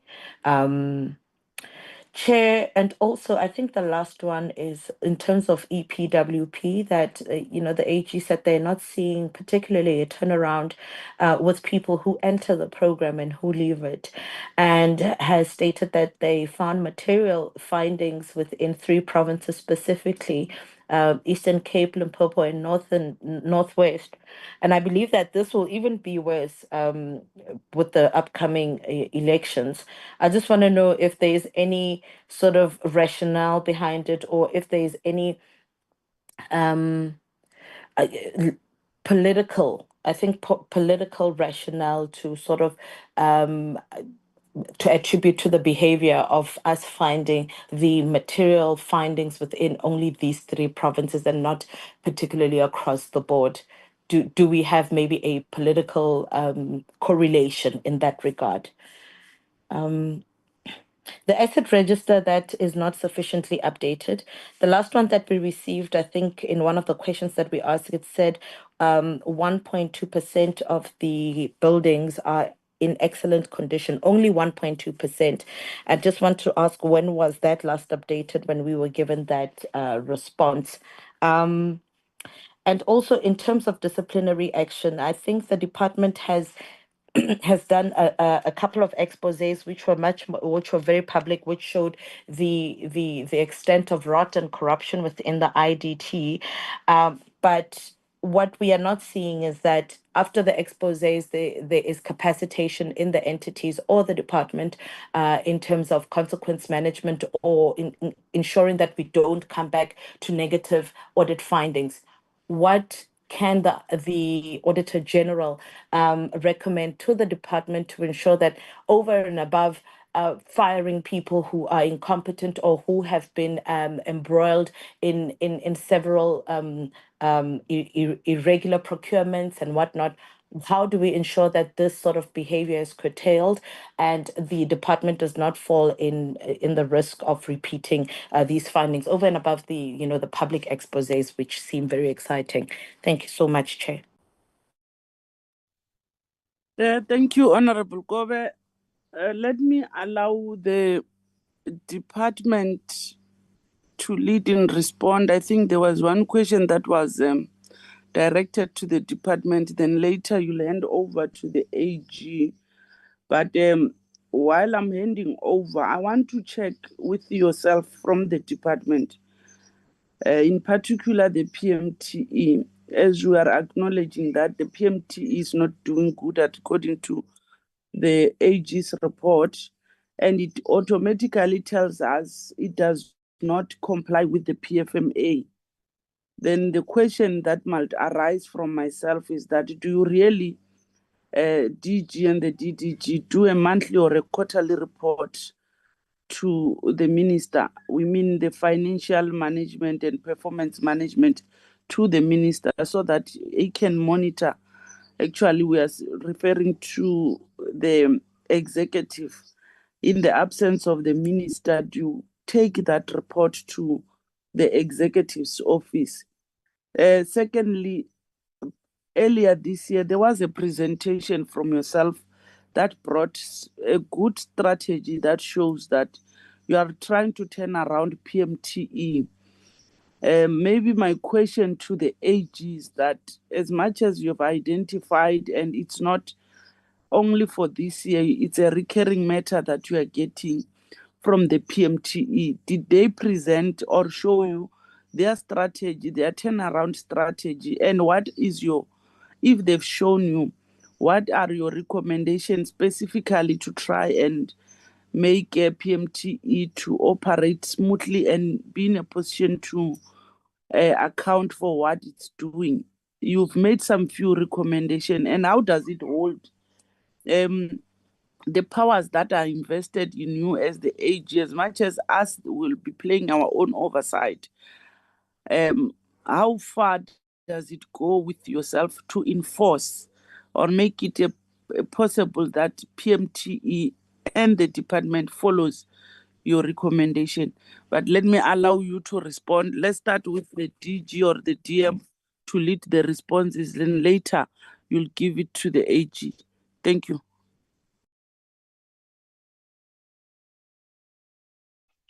No, I will also not respond but comment generally, because the report can only be clarified by the AG.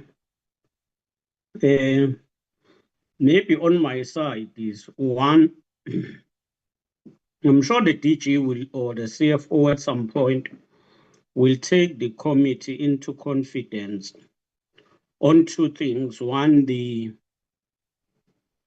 state of consequence management and the effectiveness of our war room. That's one part.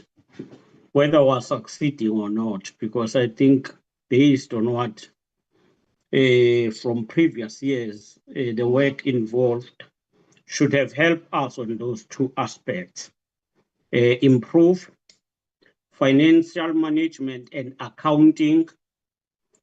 And it worries that there are areas where you will hear that the quality of our report or even the report will not be found or submitted. I think it comes across in many areas, EPWP, PMTE, and others. I think that needs to be taken serious. The issue of the regression, I would say maybe we'll need the department to study it carefully and then engage with CIDB on the matter. I wouldn't want to escalate or exaggerate it or downplay it. I believe in such issues, you need to be focused and get into details. I would want to look on the matter deeper than just commenting here. For now, let me stop there, Chair.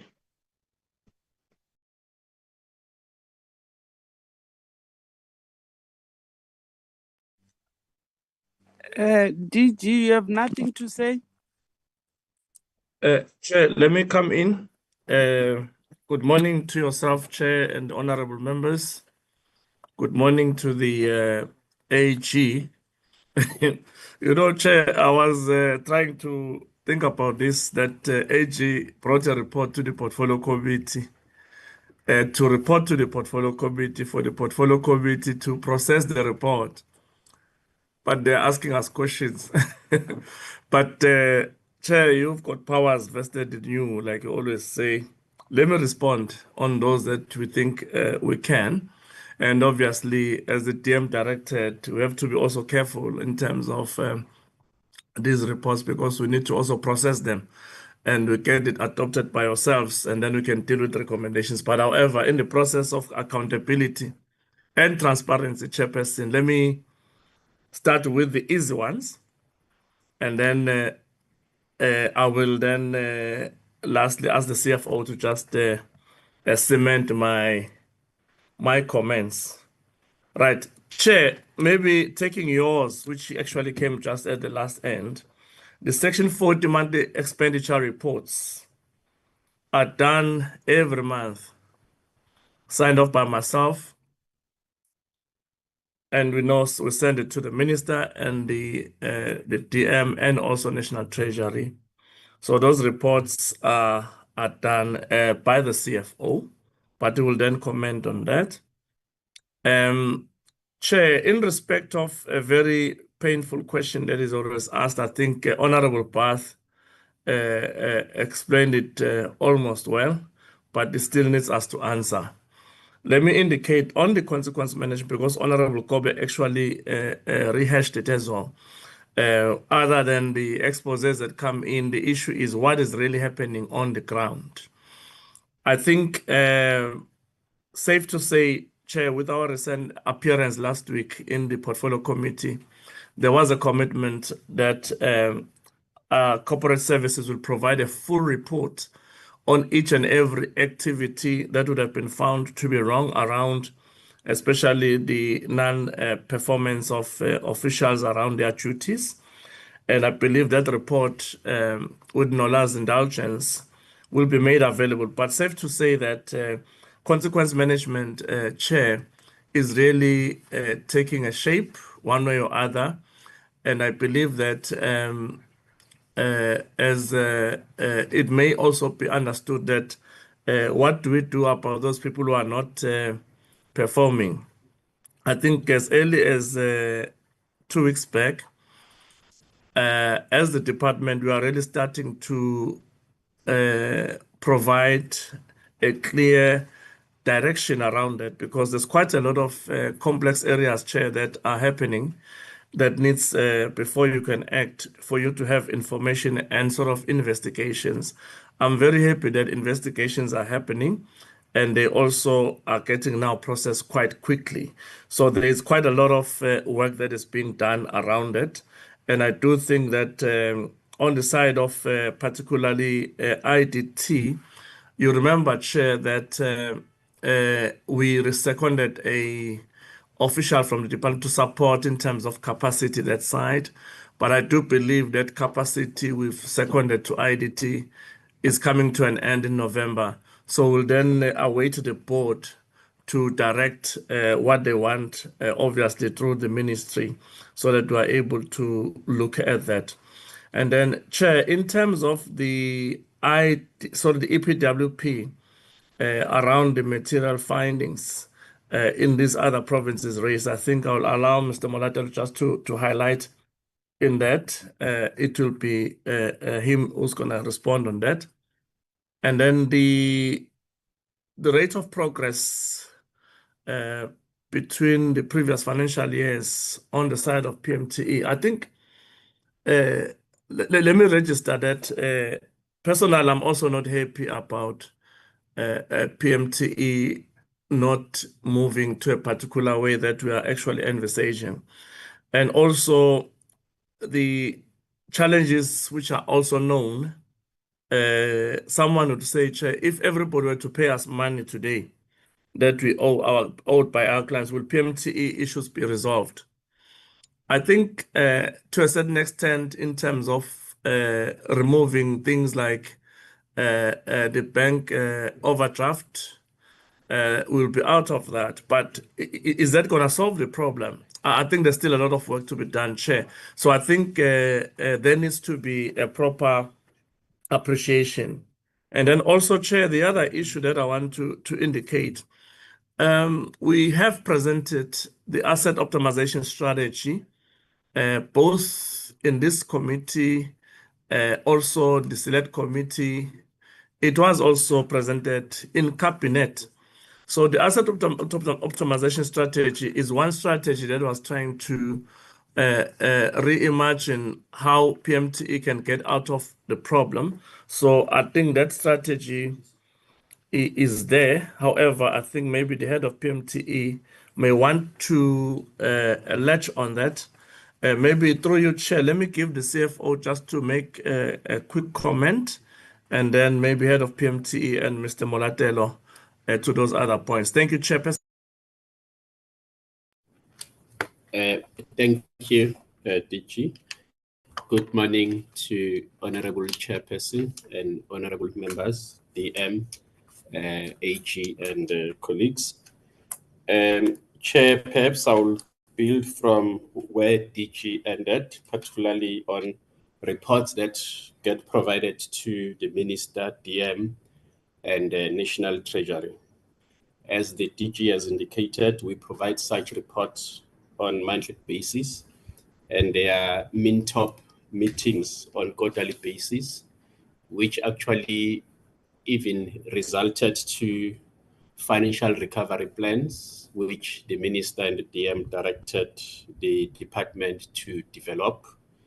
And there are a lot of interventions that ministry have intervened. One of the key one, Chairperson, was the request for AG to do a value-add audit on PMTE's receivables, which then you begin to see what AG is saying.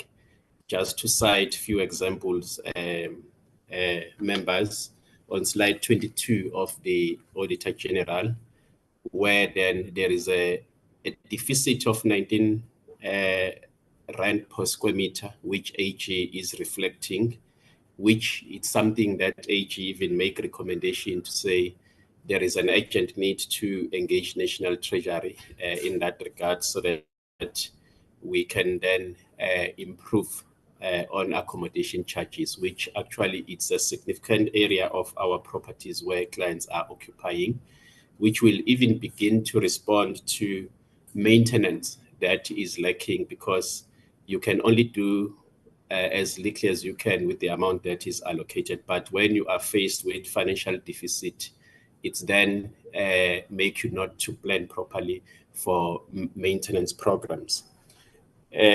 Also linked to that, as part of the oversight that is implemented by the Minister and the DM, we have a financial recovery plan, which we even reported last week to the portfolio committee, and we'll also be doing the same tomorrow, which I'm not going to go into details on that, but there are plans in place to address the non-recovery by clients, such as the settlement agreement out of the 14.4 billion that was reported in the year that AG is reporting.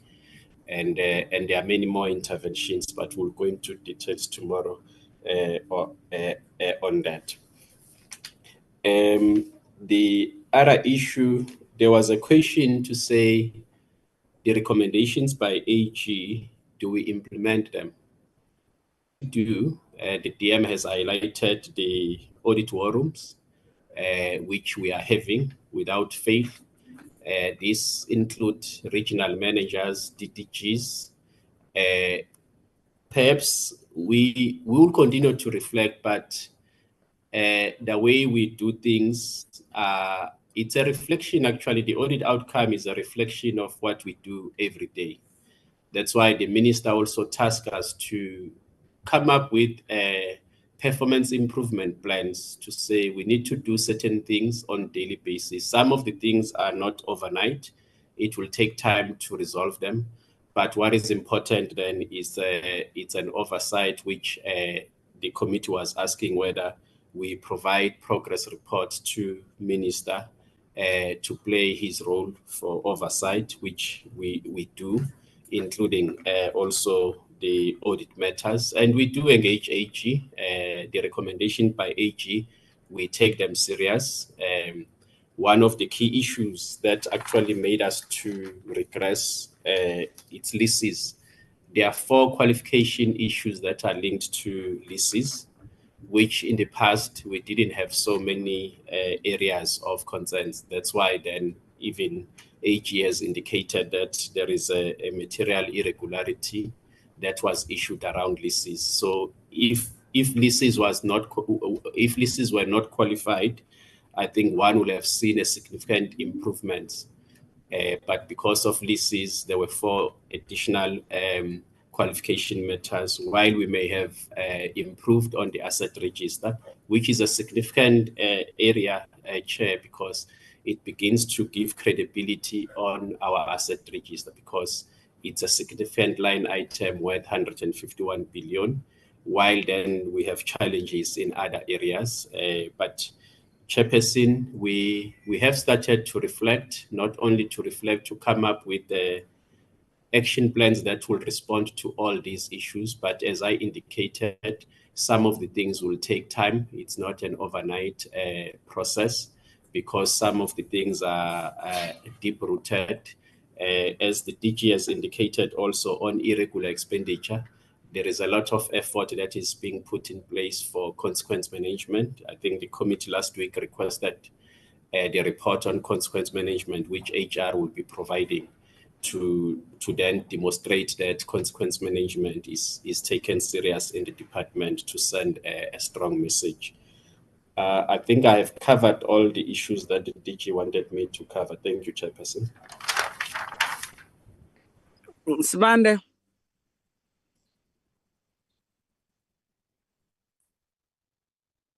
Afternoon, good day or good morning, Chair and the team, Honorable DM, Office of the Auditor General of South Africa, the Director General, and the colleagues. Chair, from my side, I just want to highlight what seems to be prevalent, and if not addressed, Chair, it will remain as such for years to come. And to some extent, the AG did raise last year in their previous financial year report, although it's not glaring or coming out clearly in the current financial year.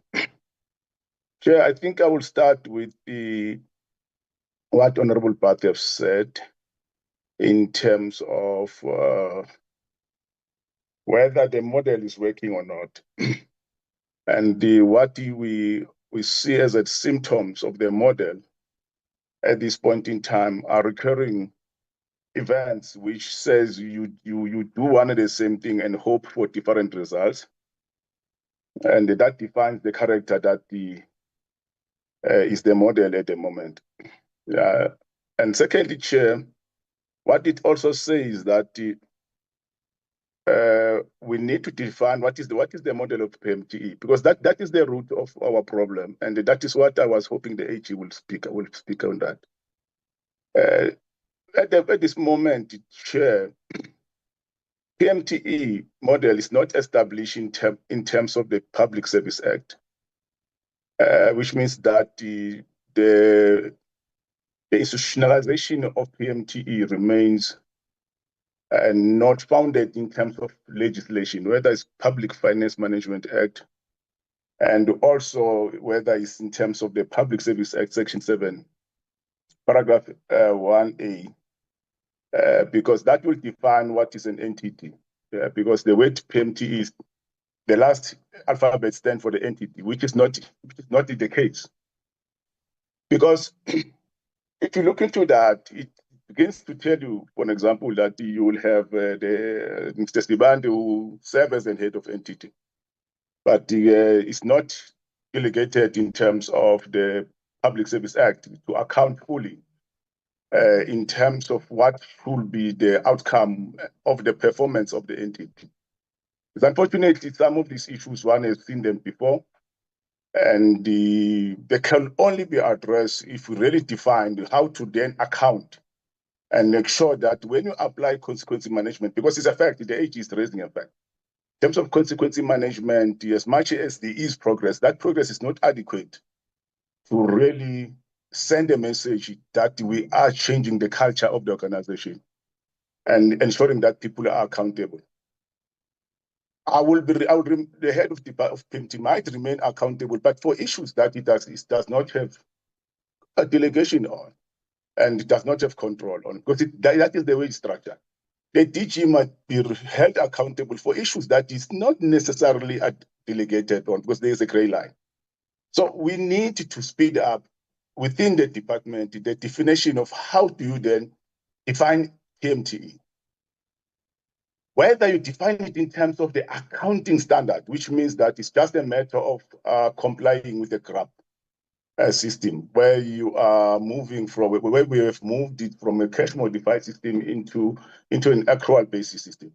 That is what PMT is all about, to ensure that we comply with the immovable asset standard, because that is where it is. We've got a structure, but that structure is not defined in terms of legislation. So the issue of accountability, it becomes more and more glaring as to how do you make sure that whoever is in charge for the operation takes accountability fully. We've seen it in terms of how some, of course, will evade accountability as a result of the design of the model itself and the structures within the system itself. Because what we have seen, as the AG have said, the recurring issues on SCM are not issues that we can assign fully to PMTE. It's a departmental issue.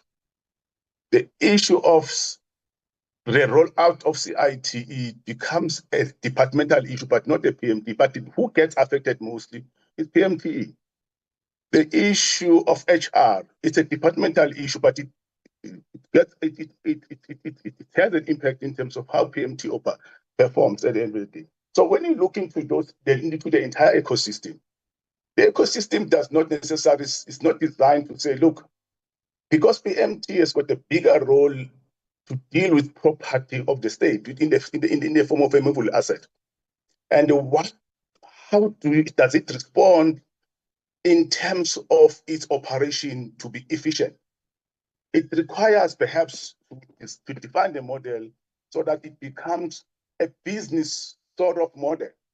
And then it begins now to move away from the stringent of regulation that somehow constrain its performance. There's been talks since the inception, as far back as 2009, 2014, even the minister currently the desire to move PMTE as a fully fledged entity. And that is the solution here. I don't want to lie about it. That is the solution to say, let us really agree to move PMTE into a fully fledged entity, because the reality of PMTE becoming a cash modified system is not going to happen. The reality of PMTE remaining within the main vote is not going to happen, irrespective of how some of us might wish to do that. It's not going to happen. So the current design is not working. It makes it even very difficult for us to implement issues of debt collection. Somebody might say, how? We are not a scheduled entity, registered entity to really generate revenue. We're not registered. You say, can you really generate revenue? Yes, we need to generate revenue because we are a cost recovery entity. The debt that we have, it comes as a result that we are unable to recover the cost. We commit to projects. I can mention few to be precise. We've got it, what is called the shared savings project. We're recovering zero, it's standing at 4 billion. We've got the Salvacore project. We're recovering zero, it's standing at 800 million. I've got a project which is a deeds office here in Johannesburg. I'm going to be spending 900 million rand. I've recovered zero. We even subsidize departments with where we are unable to recover the cost. So we are not designed to generate revenue. Yet we've got a PFMA, a legislation which makes it easy for us to apply to become a schedule to the company that perhaps we can consider in the future. And perhaps we consider an alternate, but we should move towards a revenue generation entity and have the legislative wing to do that. At the moment, we don't. And then we pretend as if we do. And then we need to make people to account. In South Africa, we operate within a legislation. And in the absence of such, you become a lumpen. And you remain in the middle. So I'm raising those issues so that we begin to understand the basic structure of how to design a model that is efficient in its operation. And we are not at the moment.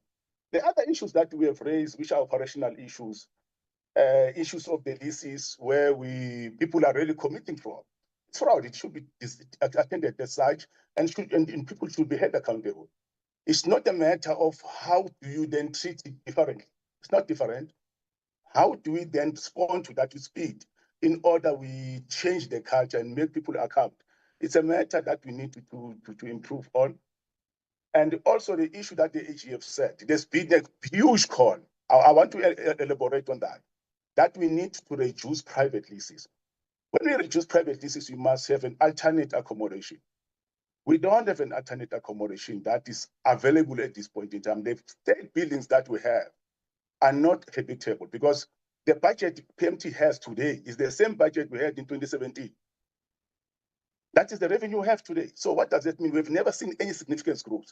If you then incorporate and say, for example, what could have been the budget today if we infuse interest and escalation and inflation over a period of time, we could be standing around 29 billion. We're standing at 17 billion rand today.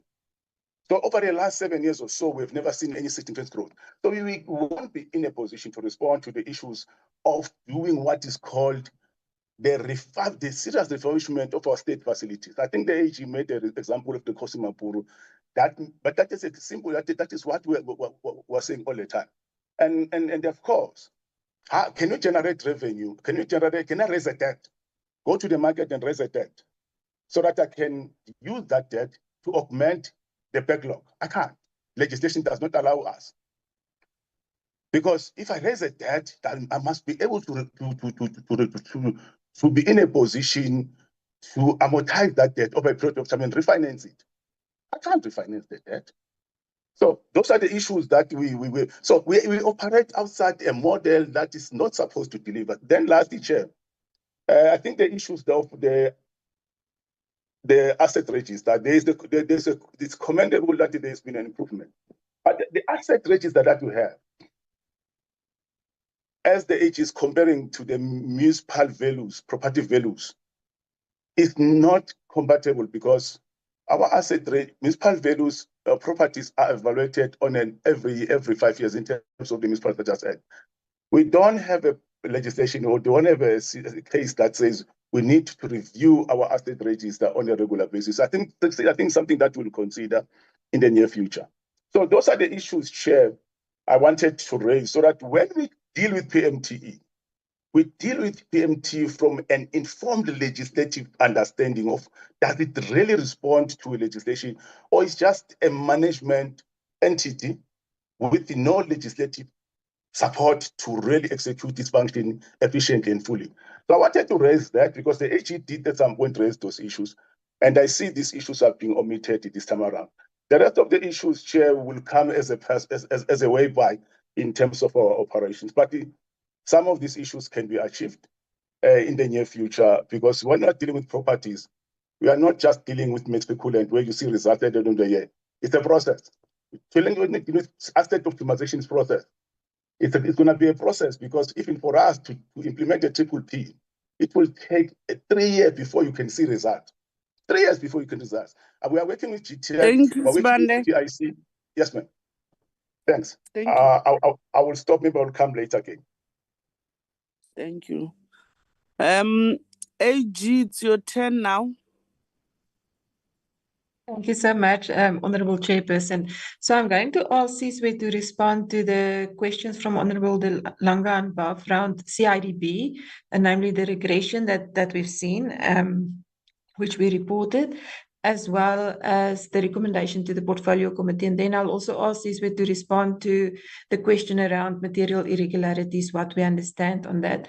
The majority of the other questions was around PMTE and the department, so I'll ask Cassie to respond to those, including Honourable Baf's questions and yourself. So I'll ask Cassie. But before Sizwe come in, there is questions around what needs to change, what needs to be done differently, what can the AG do, what should the Portfolio Committee do. And I'm thinking here, and I'm sitting here and I'm saying, turning around PMTE and listening to the head of PMTE, the DG, and even the Deputy Minister, it's not an easy task. It is a difficult task. And therefore, it's going to ask for a lot of intentional focus to say what is wrong, what needs to be changed, who needs to change that, and at the end of the day, who is not doing what they are supposed to be doing. In the beginning of the presentation, Cassie did share the PATI principles, which is the characteristics of an effective government institution and entity, which talks about an entity that focus on service delivery, focusing on making more positive lived experiences and working towards that. So it's talking about having institutional integrity, having internal controls in place, policies in place, complying with those, and also complying with the laws and regulation. Transparency, where there is timely sharing of information, monthly, quarterly reports, to the ExCo, to the Minister, to the Portfolio Committee, to the Audit Committee, so that there can be oversight, and where there needs to be actions to course correct, it can be identified and those actions can be implemented. An entity that focuses on performance and service delivery, executing its mandate every day. I think the CFO mentioned to say the audit outcome is a reflection of what happened during the year, which happened every day. So therefore, it's important that every person in the entity every day knows what is expected from him or her, and then do that at the best of their ability. And then everything will come together at the end of the year. Accountability. If those people don't do what is supposed to, what they're supposed to do, is to understand what is the cause of that.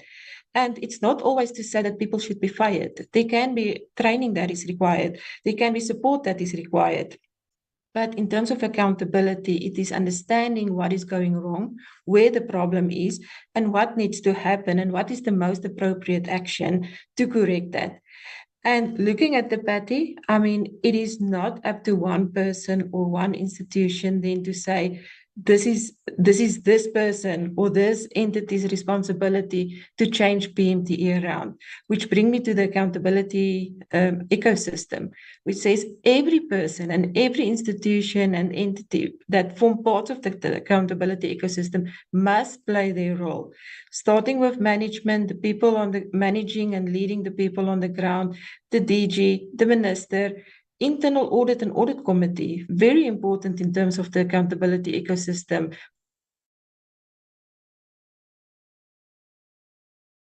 For them to do their monitor program implementation of plans, the portfolio committee, and also the HSA. So everybody in the accountability ecosystem must be intentional in doing and executing their role. And I think it's only if we get to that point where we can say there's intention, there is focus on moving towards service delivery, and everybody in the accountability ecosystem is executing their role and mandate, that we're going to start seeing the changes of this entity moving to doing good. Sizwe, let me hand over with that to you, and then Cassie, you can follow Sizwe on the questions for PMTE and the department. Thank you, Chairperson. Thanks, Corne. Thank you, Chairperson. I'll deal with the question from Honorable Bad on CITP, when the auditors may have been too harsh on CITP, and then I'll also link it now to the question from Honorable Lange now as to what can we recommend in this space. So Honorable Chair, whenever there's a process that we follow at the office when we deal with issues where we picked up material misstatements which were not picked up by the client's review processes or internal control processes before the financial statements are submitted for audit.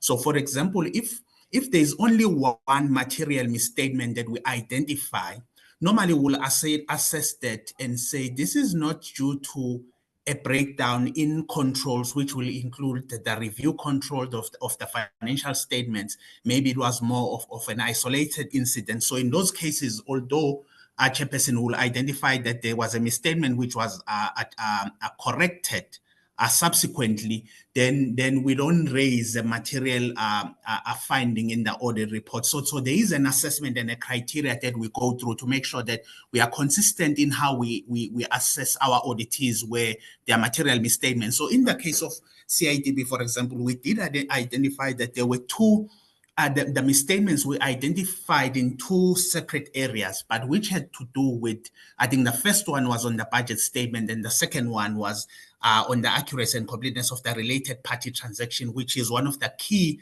disclosure requirements of the GRAP standards.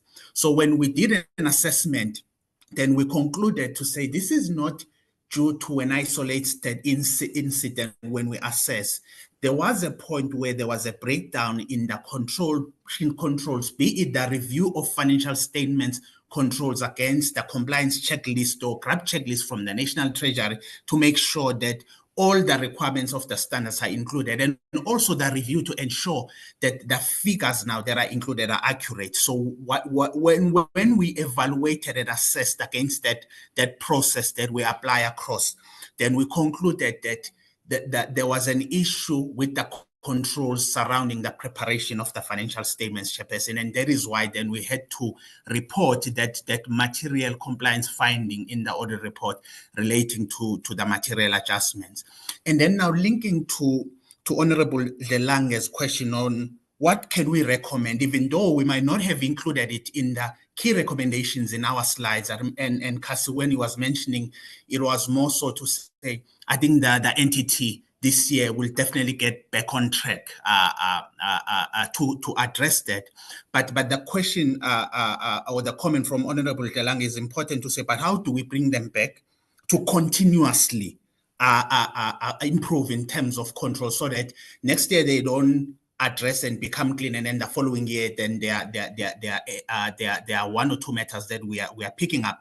And one of the key things, Chairperson, is firstly, it's going to be the action plan as to how the entity can utilize the templates and checklists from National Treasury to make sure that everything that must be included in the financial statements is included, and also tightening the review of the annual financial statements. So it will boil down to that, and also how the internal audit is utilized, Chair, to provide assurance now on the financial reports. So I think those are the two key things that will definitely get the entity into its favorable audit outcome, and then it can be sustained. And then from your side, as oversight, Chairperson, is to follow up and monitor to make sure that that action plan is there and it deals with these critical issues of the disclosure checklist, making sure that everything is there, and then the processes to improve the review and the involvement of the internal audit, and then it can be continuously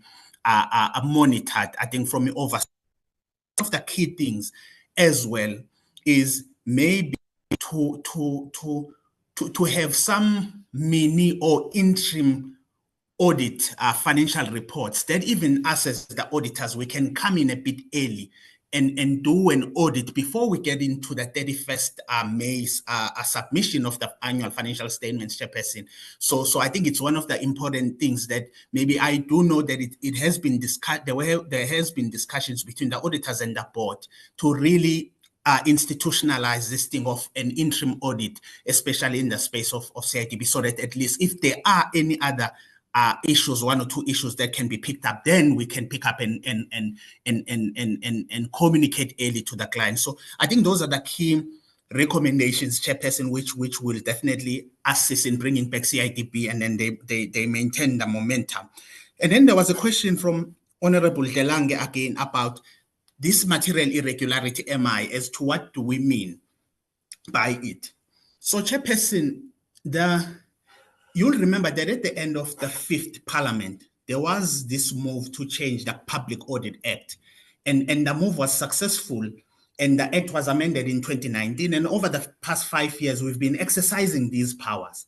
So basically, these powers, Chair, are a complementary mechanism for the auditors to follow up on the audit report recommendations and whether they are being dealt with. But it applies in strict conditions. And it's where, Chairperson, we find that there was a non-compliance or a breach of fiduciary duty or fraud or theft that we can link to a financial leakage in the system, or harm to the public institution itself, or harm to the public sector, to the general public, or misuse of a material resource. So these powers is different from a normal finding, Chairperson, in that we can be able on these powers to link the non-compliance, what we call an irregularity, and directly link it to the impact, which in most cases is going to be the financial leakages or financial loss or harm to the public or institution. Whereas in other findings, you might find that you had identified there was a non-compliance in a particular transaction that will result in irregular expenditure, for example. But because there was no financial loss, meaning there was value for money, even though the SCM process that was followed to appoint a particular service provider did not conform to the prescripts of the law, but there was value for money in terms of the services were provided. So we won't be able to issue a material irregularity because we have a non-compliance, but we can't directly link it to an impact. So what we do then, Chairperson, on this, we start by notifying the accounting officer to say, this is what we found in terms of non-compliance, and we are able to link it to the impact. And this is important, Chair, to notify the accounting officer, because the current framework, which is the Public Finance Management Act in terms of national and provincial government, gives all the powers to the accounting officer to direct the institution if there are issues to investigate. So the powers are given to the accounting officer. So that is why, even though if we identify this material irregularity, we need to notify the accounting officer and give the accounting officer space to implement the provisions of the PFMA since he or she has been given. And then when we follow up to check the actions that have been implemented by the accounting officer, we then assess whether are they adequate in line with the powers in the PFMA. If they are adequate, then we will follow up on those actions up until then the material irregularities are addressed. But if we find that no, the actions are not adequate, that are implemented by an accounting officer, that's when then we elevate it further. We include the recommendation in the audit report to say, accounting officer, you shall do 1, 2, or 3 to address this material irregularity. And then if we follow up, then it's still not done, then we elevate it to say, then we have a remedial action, which is a binding now remedial action on what the accounting officer must do. And then if it's not done, then we can take it to certificate of debt. So all in all, this material irregularity process, it's a complementary mechanism to follow up on recommendations and where we can identify non-compliance and then link it to the financial loss. Thanks, Chairperson. I'll hand over to Cassie. Thank you, Chair, and honourable members. I think I'll start off with Honourable Member Otlanga's request. So, the rate of progress on the recommendations.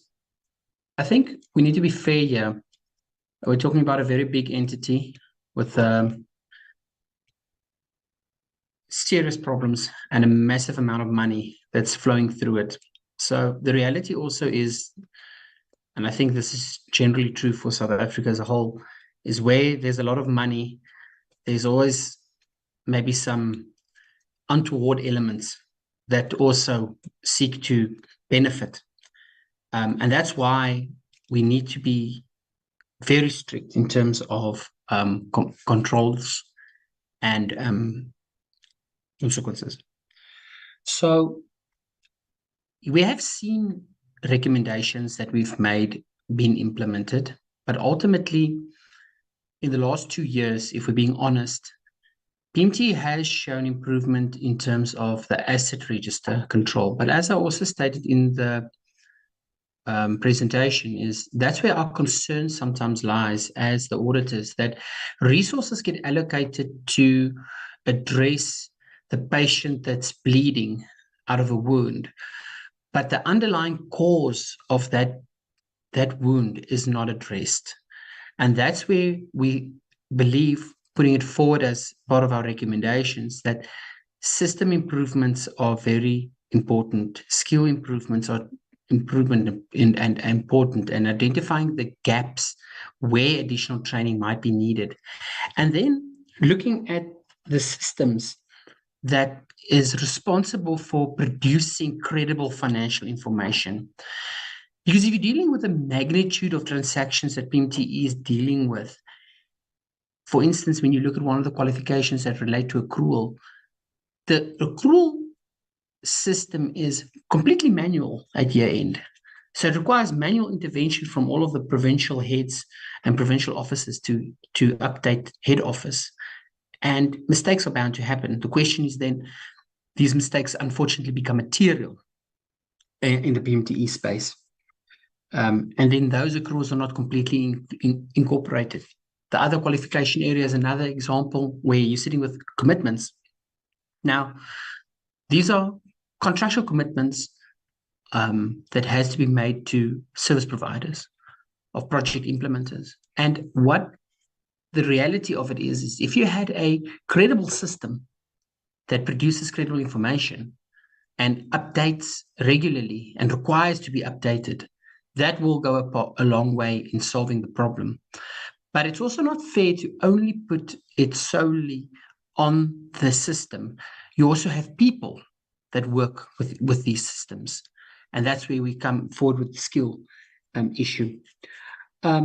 Skill, I use it loosely. It's more to empower the people to say what do they need to do and what is required from them, and are they completely empowered to be able to do what they need to do. So the progress in the last 2 years in terms of audit outcome has been very slow.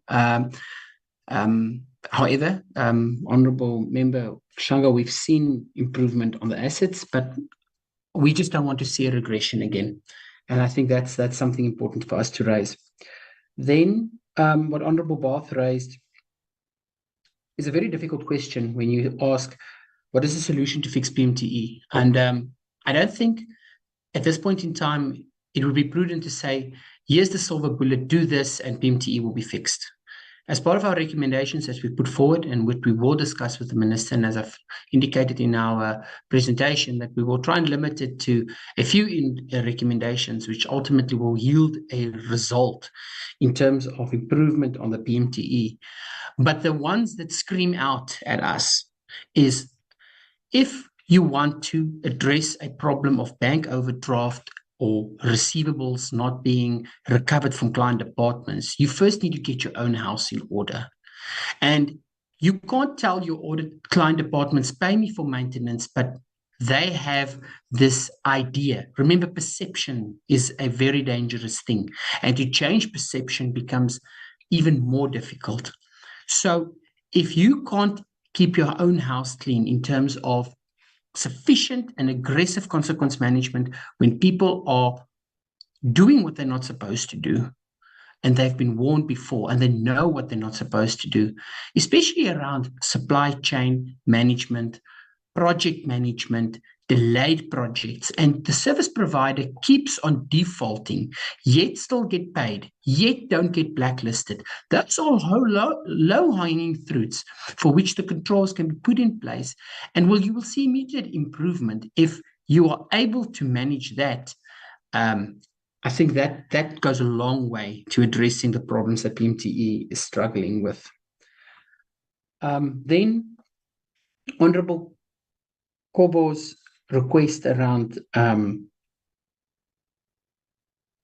Telkom towers, I think that's maybe for the department to comment on why the investigation report has not been made available to us. We have not received an update on that. The SAGE issue, Honourable Member Kobo, is something that is worrying, and I think it ties in with a general control and the age of the system and what controls are being placed around safeguarding. So as we all know now, even with our banking apps and Microsoft authentication and two-factor authentication, all of these things are being integrated in our own personal lives, because these hackers and let's call them syndicates of mafia type elements that's being shown, is that they are tasked themselves with being awake 24 hours a day, trying to find a way to get into the systems of these entities. So in terms of the SAGE, we know it was a massive breach that happened. Has all the controls been tightened to the extent where we are comfortable that we can say it won't happen again?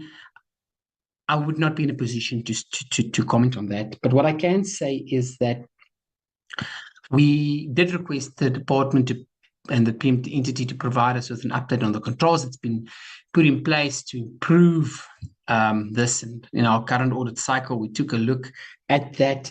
However, the SAGE breach that happened is still under investigation. And this is also somewhat concerning, even though we note that there's two major investigations involved here. Is the one is with the Hawks.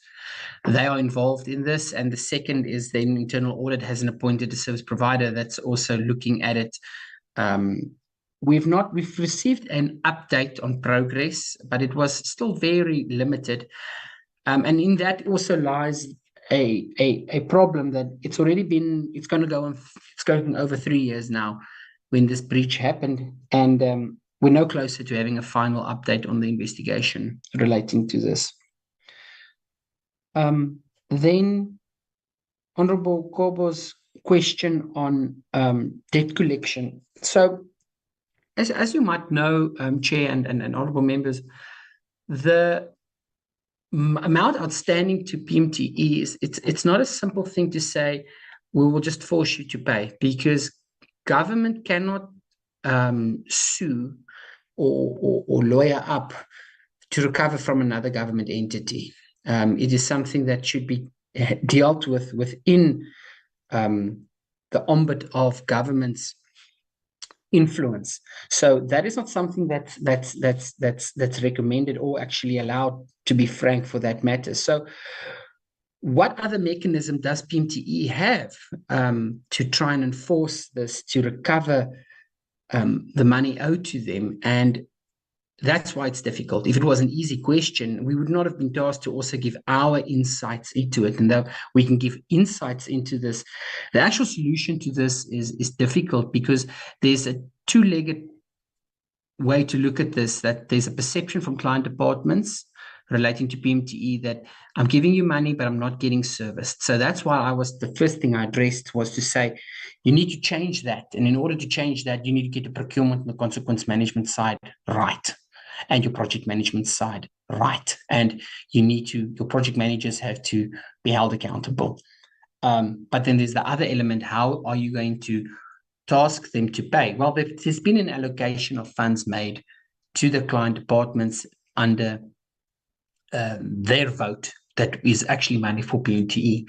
So I believe that's where National Treasury engagement is important, to either, as part of our recommendation, if you look at the MI slide again, it says we need to try and see if that amount can be ring-fenced by some agreement with the National Treasury. That money actually does come to PMTE.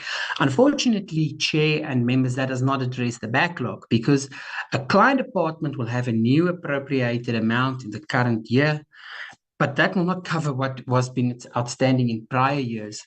So that's why PMTEs ultimately have created this impairment of the debt.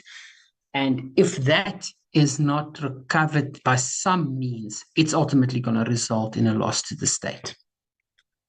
Then Honorable Cobb also raised a question around political rationale of the EPWP. Not that we've picked up. There might be because of the provinces, but nothing specifically that we as the auditors could have picked up that there was political meddling within the EPWP program. Thank you. And then I think there was one more question from Honorable Kobe around in terms of the capacity and how do we deal with it once consequence management has been instituted. I think we first need to see some proper consequence management implemented before we can really comment on something like that. But we believe that if the ones that are going on to it, and again, I think that Boo also commented on this, honorable members, it's not to say that people should get fired. That's not what we're saying. But needs analysis needs to be done, proper training implemented. If people are not doing what they're supposed to be doing, why is this happening?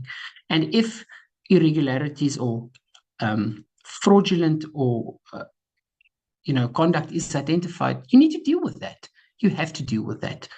And if you deal with it properly, and not like Orogobo said, you don't want to showboat in the media. I know it sounds great. Oh, they're doing something. It needs to be tangible. And if you can see it happening, it will definitely deter other wrongdoers from doing it. And Chair, that also then comes to your question. Then you say, at the present, do we have the strategy? And how do we enforce? How far does our enforcement powers go? So the strategy is a term used, but ultimately for us, the main thing in order to implement recommendations from the auditor's side is the audit action plan. That is something that we do look at. And as I stated in the presentation, you might find that some of the audit action plans areas are not addressed. Again, to be fair to the client, we're not talking about a small client that's servicing a small amount of people. It is a massive entity. Obviously, it's a ship that turns, and it turns slowly. But what we would want to see is that the ship is starting to turn. I think that's something that we would just want to start seeing happening. And it's been very long, and the PMTE is something that really needs attention. And so on the audit strategy, you'll see that there's movement on some recommendations. Some are not addressed. But the ones that are addressed, you just hope that they don't reoccur. And in some instances, we do see that it reoccurs. And then, that's not really adding value. The second thing, just to comment on the Chair's question was just enforcement. And I think that's where CISO already gave a detailed description of the material irregularity and in which instances we would raise an material irregularity. And we have raised material irregularities again in the current financial year. And then we've also seen the client improving, addressing some of the material irregularities. But that's why in my presentation, I also said that, for instance, the leases, which is extremely problematic, we need to see, that's why we issued an overarching lease to try and address the root cause that's resulting in this various overpayments within the private lease space. Thank you, Chair. Thank you. Let me check with members. Earlier on, I had a hand of Upilasande and Mankosi. Now they are down. Can I check with the two of you?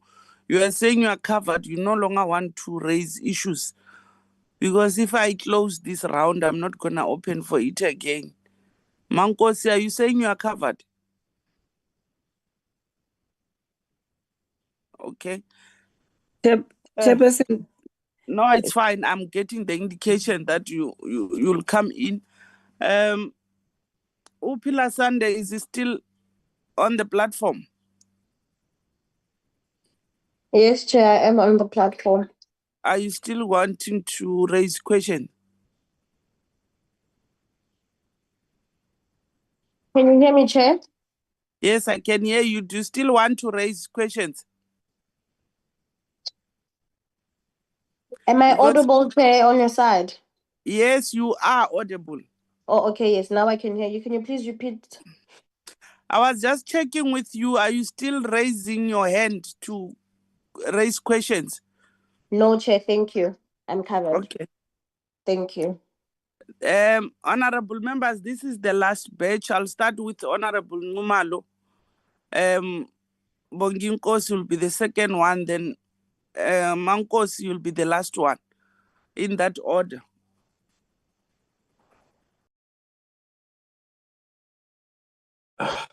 Okay, thank you, Chair. Greetings to the DM and greetings to my colleagues and everyone and the members of the staff. If one were to, okay, thank you first of all for this report. It was very revealing. It was it's mind-boggling, the things that have been found to be happening in the department. It has given us a clear picture of why some of the things are moving right and some are not. Going back to the SONA, the vision of the SONA, it says it's about the president wants to build a capable and ethical state.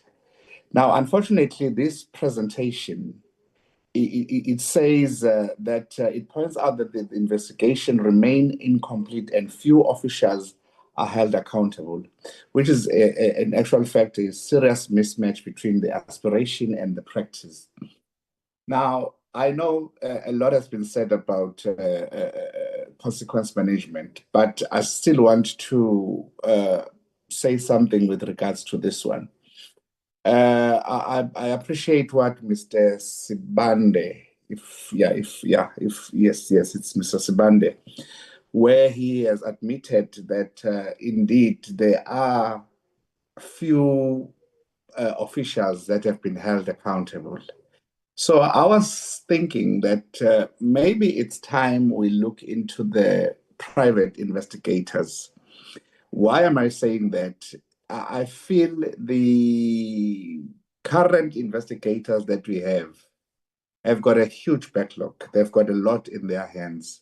So it makes it a little bit difficult to expedite these processes, these investigations. Remember, they're not only focusing on public works and infrastructure, they are focusing in all the departments across the country.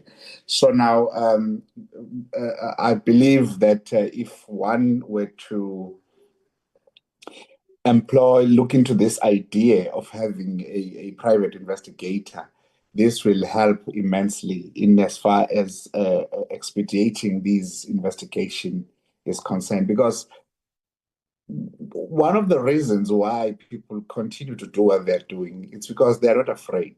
They're not afraid.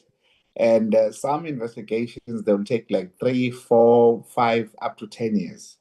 Whereas when we employ these, this will be shorter, and this will send a strong message to would-be criminals that the law is real and the law has got teeth.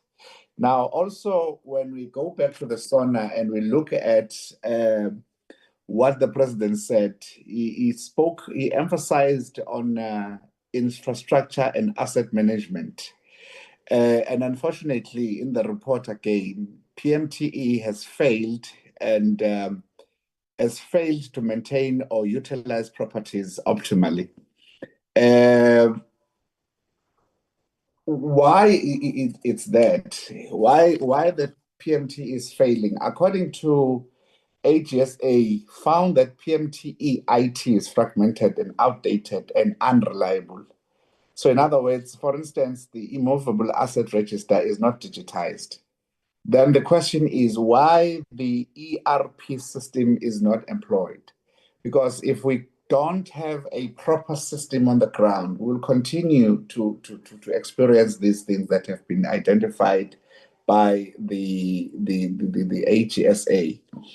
One of the things also, in my view, that is leading us to where we are, it's the problem with the internal controls. From what Mr. Sibande has said, it was very concerning where he raised his own concerns. But I realized that somehow there is a misalignment in the department, especially on PMTE. People tend to be working in silos. So there is, in other words, the center doesn't hold. And it's a very serious problem, that one. I will put it to you, Mr. Sibanda, once again, as to what do you want this committee to help you with after you have raised those concerns about the inability of PMTE to undertake its own obligations.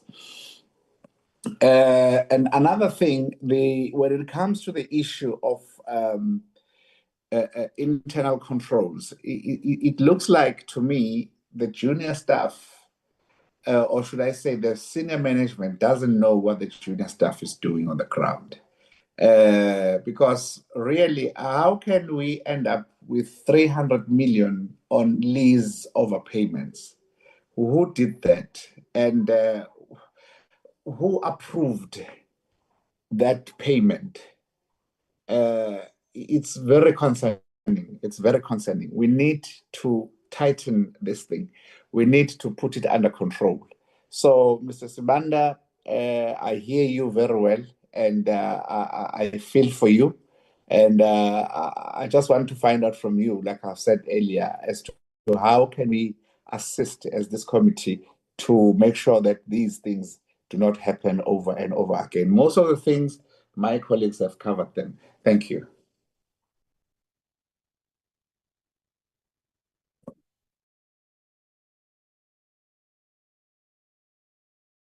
I'm done, Chair. In that order, Bongi Nkosi. Thank you, Chair. Just on a lighter note, I have noted that it's Mr. Ngomalo, it's Mangosi, but it's Bongingosi to me. But I'm not complaining, Chair. I'm just... I'm only calling you according to how you have recorded yourself, how you named your gadget. Okay, no, Chair, as I said, it's just on a lighter note. Colleagues, let me welcome the presentation by the AG. And of course, a lot has been said by a number of colleagues. But I do get a sense that the serious concerns that AG has raised about some, concerns. I get a sense that I think the department or the PMTE is taking, is really taking them lightly. And I heard what Mr. Sibande is saying, but to be honest, I'm not convinced that the PMTE is really in its current form capable of turning this ship around. The litany of concerns that have been raised by AG here really are really serious. Now, I really don't want to repeat many things that have been said. I just want to make one or two comments, Chair, before I pose this question. Because from where I'm sitting, if you look at the performance of the department, particularly PMTE, we seem to be doing the same thing over and over and expect different results. And I do not see the situation changing at all because of one, I do not think that PMT is structured nor capacitated enough to deal with the litany of concerns that AG has raised. Now, if you look at some of these concerns, one, the failure to deal with maintenance of the buildings that we own. And I think, in all fairness to PMTE team, I don't believe that PMTE will be able to really deal with this challenge. It's a massive backlog, estimated at 30 billion rands, just to maintain our buildings. So it is my real view that if you want to deal with this problem, you've got to really give the responsibility to someone else. Because, as one of the, AG colleagues said, if the department or your client department is not paying you so that you can maintain the department, the building, it's going to be difficult for you to take your sister department to court. And this is how government is structured. So you have a situation where the PMTE does not collect what is due to it in terms of what is owed by the sister departments, but at the same time, they are failing to maintain because they are unable to collect. And this will continue given our financial situation and economic situation as the country. And you will always find these excuses. And I think the best thing to do really is for the entire department, to look at a better way of managing, our properties. The property management portfolio need to really rethink the manner in which we are managing and maintaining our properties. But because with the current approach, it's not going to happen. And I can tell you, AG is saying that the balance that is outstanding is in the excess of 15 billion rands that is owed to us. And PMT really is not capacitated to be able to collect that money. We can be promised that it's being done, the picture will change, but it's not going to happen because of the example that I've just made. So personally, if we want to deal with this problem, really, we've got to think differently, look at a completely different approach.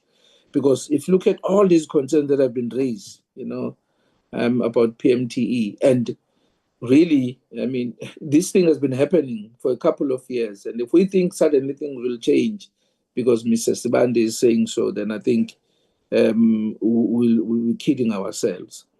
So I just want clarity here. I'm not sure if I heard correctly.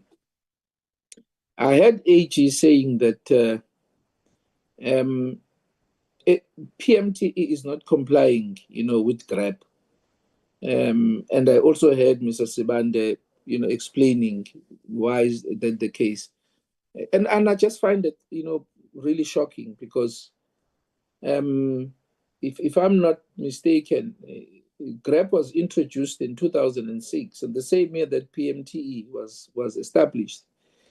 And for that, I mean, for PMTE to fail to comply for almost 20 years since its existence and since the introduction of GREP, I just find it perplexing, and perhaps maybe I didn't hear correctly. I just need to understand why is that, and whether the AG,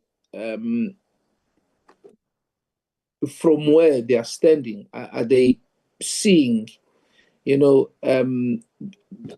PMTE turning the corner very soon in the near future so that they comply with GREP? But also, AG, I just need to understand from you, if you look at the issue of consequence management that you've spoken about, given the litany of the concerns that you have raised, and there are so many, and they are historic, not something that happened a year or two ago. Are we really, besides what we are told, are you seeing evidence of consequence management? And are we really turning the corner so that we can finally make sure that over and above just consequence management, are we starting to do things differently? Because from where I'm sitting, I don't see the picture changing beside what we are told and what we are promised, that things are being done differently and better. And the last two things I want to say, Chairperson, the issue of the fact that the evaluation of asset register is not of our asset is not accurate. I hear what Mr. Sibande is saying, but maybe I want to ask whether can't we use the Office of the Valuer General of another sister department, which is under another sister department, which is Land Reform and Rural Development. And the last question for me, which is very, very concerning, because I think it's the same thing that we are seeing in Telkom Tower. The comment that was made about government, paying a lease of 45 million rands a month for the Department of Rural Development and Land Reform, when we have been saying, as this department, that we will now try to look at our own assets and tailor-make them for the need of the department so that we can get away from spending so much money. And I must say, Chair, that from where I'm sitting, I think that there is a motive behind this practice, and which is partly the reason why even the SAPS doesn't want to occupy Telkom building. And I think the problem here is that we'll always intervene and try to solve a problem that doesn't exist and ignore the real problem. People are motivated by kickbacks in those leases that are signed. Instead of utilizing government buildings, they then continue leasing these, private-owned government, because there is a relationship that exists between some officials and the owners of those buildings that we are leasing. And this problem will continue if we really don't get to the bottom of it and really call it what it is. So this is very concerning for me, because if we continue like this, we will not solve the problem that we want to solve, of finally making sure that all our buildings are utilized. We get away from paying exorbitant amount of money on leases so that we can utilize the money to invest in infrastructure, grow the economy, and create jobs. Thank you, Chair.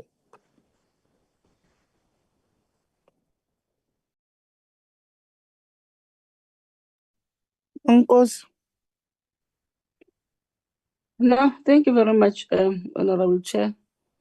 Greetings to your good self, the DM, members of the portfolio, the Office of the Auditor General, as well as the officials from the department led by the DG. Chair, I think let me start by welcoming the presentation made by the Office of the Auditor General. It was well informed. It gives clearly the status of the department and its entities. Chair, I think a lot has been said by my colleagues. I must say it.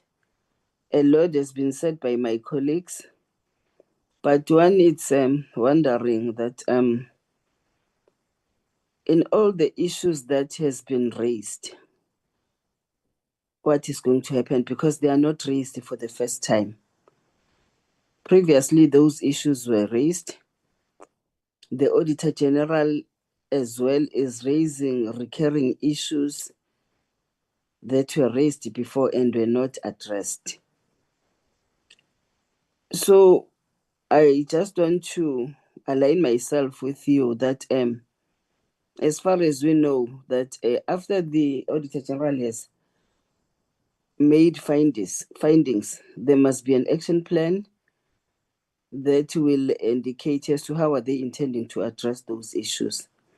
And seemingly, the action plan, according to the Auditor General, is that it's not monitored and implemented, of which it's not a good thing. But I hope that because we are still raising that, they will address it. The Auditor General's office will make sure that they enforce the department to make sure that such recommendations made are implemented. I heard even the CFO speaking about the taking as serious the issue of the consequence management, but when you look at the report, it doesn't seem like that. Hoping and trusting that the CFO going back, they will make sure that they do the right thing. Because it's very much disappointing to see the increasing of the irregular expenditure like this. It's increasing on a daily basis. It's not looking good, but I'm appealing, Chair, that let us make sure that when we sit these meetings and take resolutions, going back, resolutions must be implemented. It must not be seen as if we are just doing a lip service here. We are talking for the sake of talking. But when we come back, we'll find the things, the very same things that were raised. The Auditor General has raised previously, even now, that they were not receiving the parliamentary financial statements, hoping and trusting that because they are now boards from the 3 villages, they will receive the financial statements now. But all in all, Chair, it's not looking good, especially on the side of the PMTE. A lot has been raised, hoping and trusting that going back, DG, you'll make sure that these things that are being raised here will be addressed. Thank you very much, Chairperson.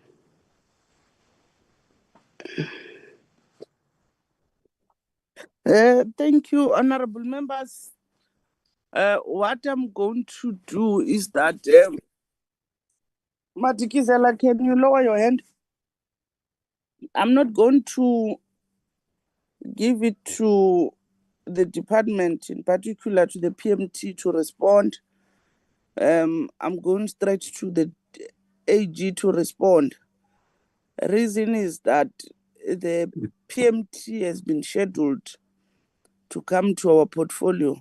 Let's focus on the AG's report. But honorable members, it seems like you only just focused on the PMTE. There are many areas where the AG have just highlighted or raised issues. But one thing, come again. Hello. Mankosi, can you switch off your mic, please? I'm sorry, Chair. Thank you. On the side of the department, deliberately, I thought when you were responding, in particular the CFO, when you were responding, I thought you were going to give us the turnaround strategy or even the timelines. Maybe one must just ask you, even though I'm not going to give you a platform to respond, but at the back of your mind, the expectation from myself was that the AG has made a recommendation to say urgently meet with the Treasury, in particular with the PMTE, and you acknowledge that it is there urgently to meet with the. And what does the word urgently mean? You were supposed to tell us, since you have been told by the AG, on which date have you tried to schedule with the Treasury?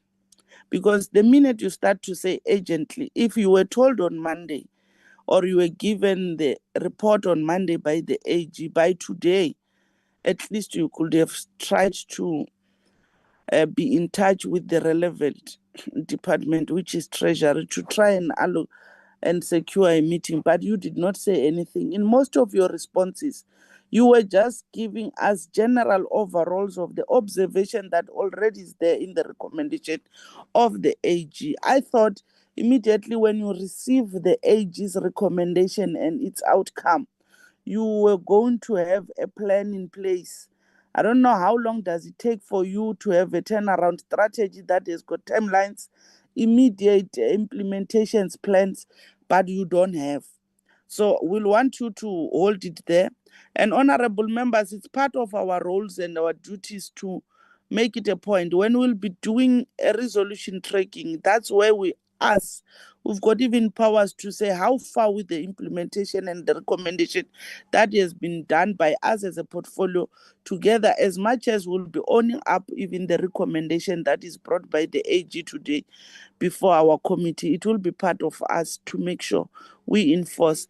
And let's not pick point only PMTE. There's a lot of issues that are happening. You speak about EPWP, that all of us were agreeing on. The program is not doing well. The program is not reflecting what has been established for. Even the AG on its own shows a lot of number of issues that must be tackled with EPWP, but there's no response. There's no one who says we've got timelines and this is what we are going to change. Yes, indeed, we will agree that it's not an overnight thing. You must have proper plans and programs to try and deal with matters that are arising. In my discussions with your good self, AG, I raised this deliberately to say, how long do you take to have been delegated to a portfolio like the department? You responded to me to say it's 5 years. For the past 5 years, even if the 5 years of a team that is delegated to DPWI is coming to an end, in the meantime, you'll be bringing people who've got there's a legacy and understanding of what was happening. But therefore, I really feel like even your good self as the AG, let me be honest with you, you are not doing properly. If you've got number of issues that were raised for the past 3 years and there's no progress, they does not show any movement beside consequence management, because when you deal with consequence management, it's all about an individual. But for a work to be done, in particular the PMTE, that we are all of us echoing and thinking that it is the wrong part in the department, are you saying to us, all members, all of them who are working on behalf, who are the team of PMTE, must be dealt with, must be an issue of consequence, or you are witch hunting one person? That will be the other issue, to say, you know what, let's not be emotional and deal with issues in an emotional way, but we need to find an try and assist and get to a point where we turn things around. I've been raising this question even to the department AG, that if we are talking about the PMTE to perform, that it have the necessary colleagues or officials on the ground to do its work properly, or it relies, we are only focusing on the person who must report to Parliament and to yourself or the higher management. Is it well capacitated to make it a point that we are sure it's the issue of management that deliberately does not take care of its work? But let me leave it there and allow you to respond. I wanted to make this statement because I could listen in most of our colleagues that were raising questions. It becomes like there's a witch hunt, or there's personalization of an individual. Secondly, it seems like you are really not looking into other aspects that are making the department not to perform well. You have number of issues even on the side of leases where things are not moving, and your report reflects on that, but there's nothing and no one touches about that. How do we get into it? But nevertheless, and while you'll be responding, AG, try to unpack and simplify it. When you speak about material and non-material, what is it that you are talking about? Take South Africans into confidence. We are live streamed here. South Africans will want to understand that word that you are using, that you keep on saying it's non-material and material issues. What are you reflecting to in particular? What is it that you are talking about? I don't know whether in that part do I make it clear. Do you get it? Do you understand it? Because, you know, you always refer to as the material and material irregularities. What specifically, make example, are you referring to? I'll hand over to your good self, AG.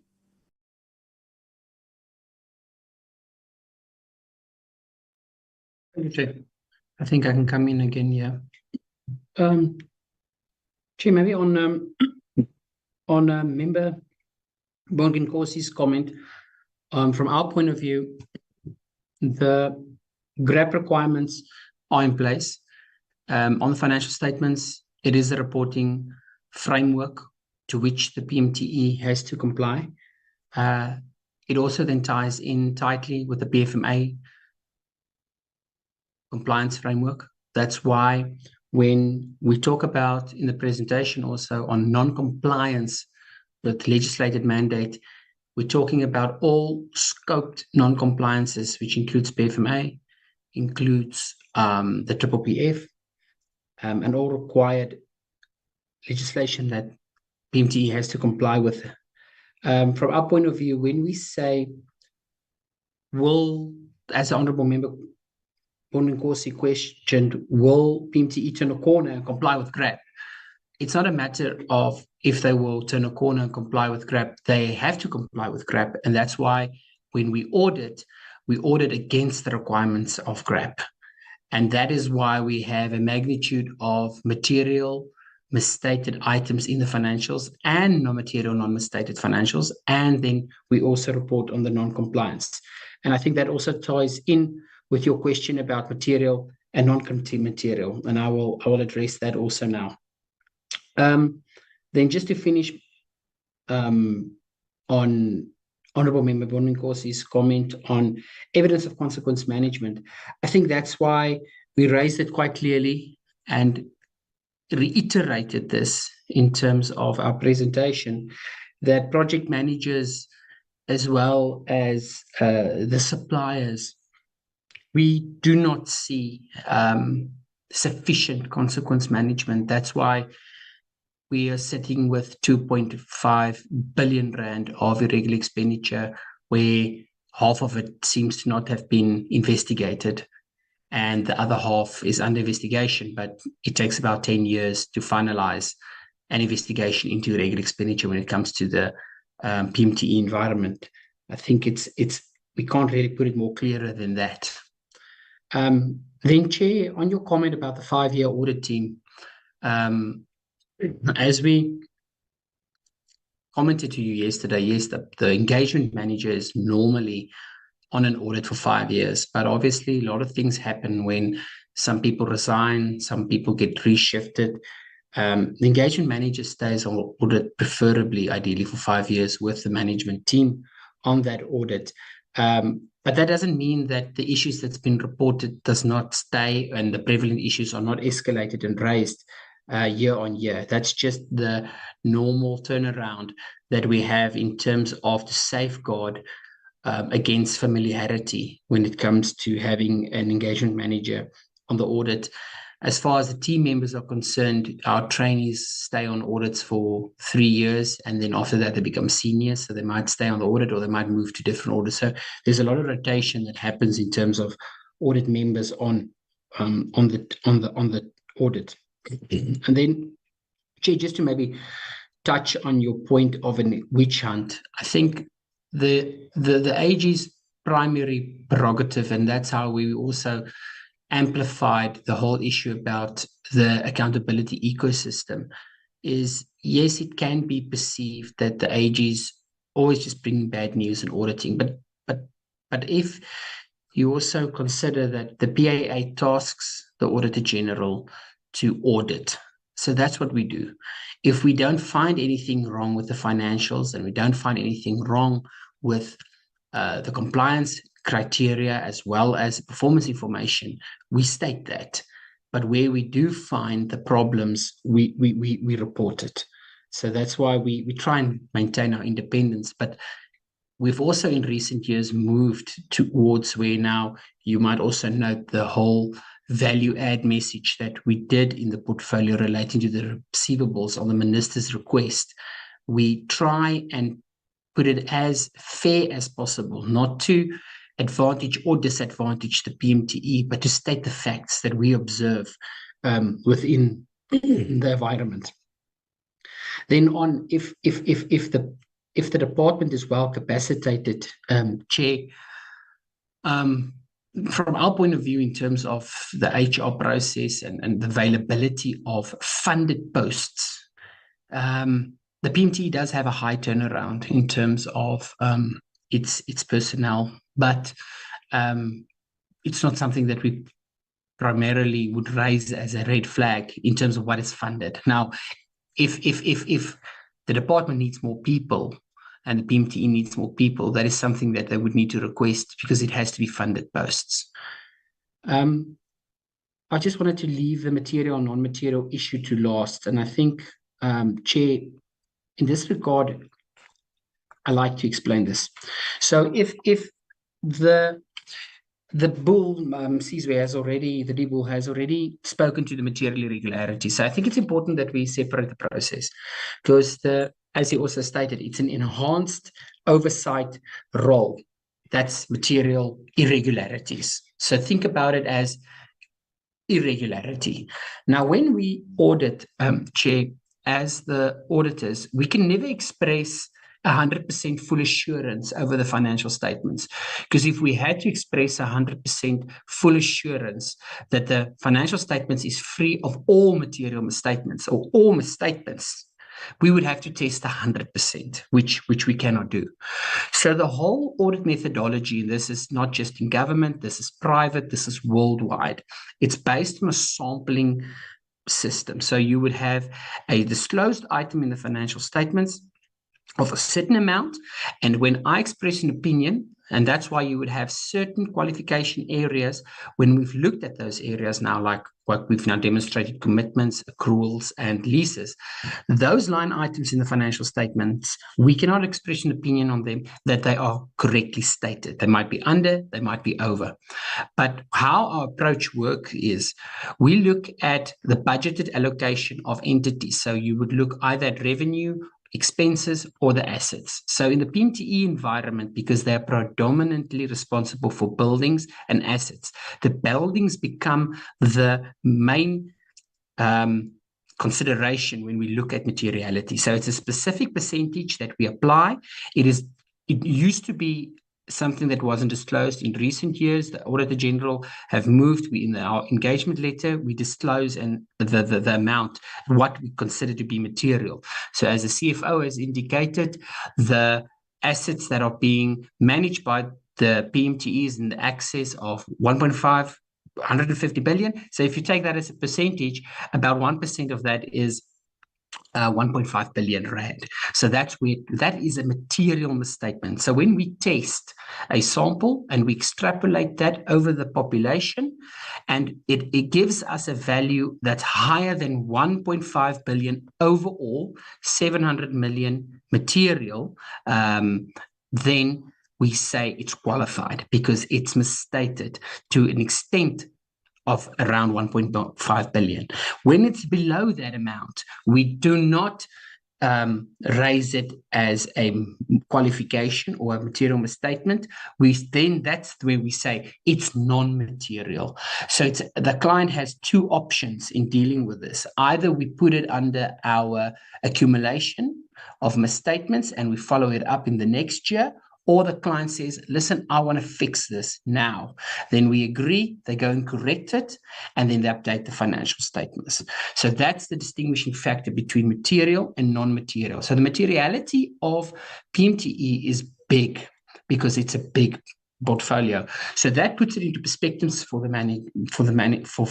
members to understand that when it's material, it is a very big misstatement that we're talking about in the financial statements. Thank you, Chair.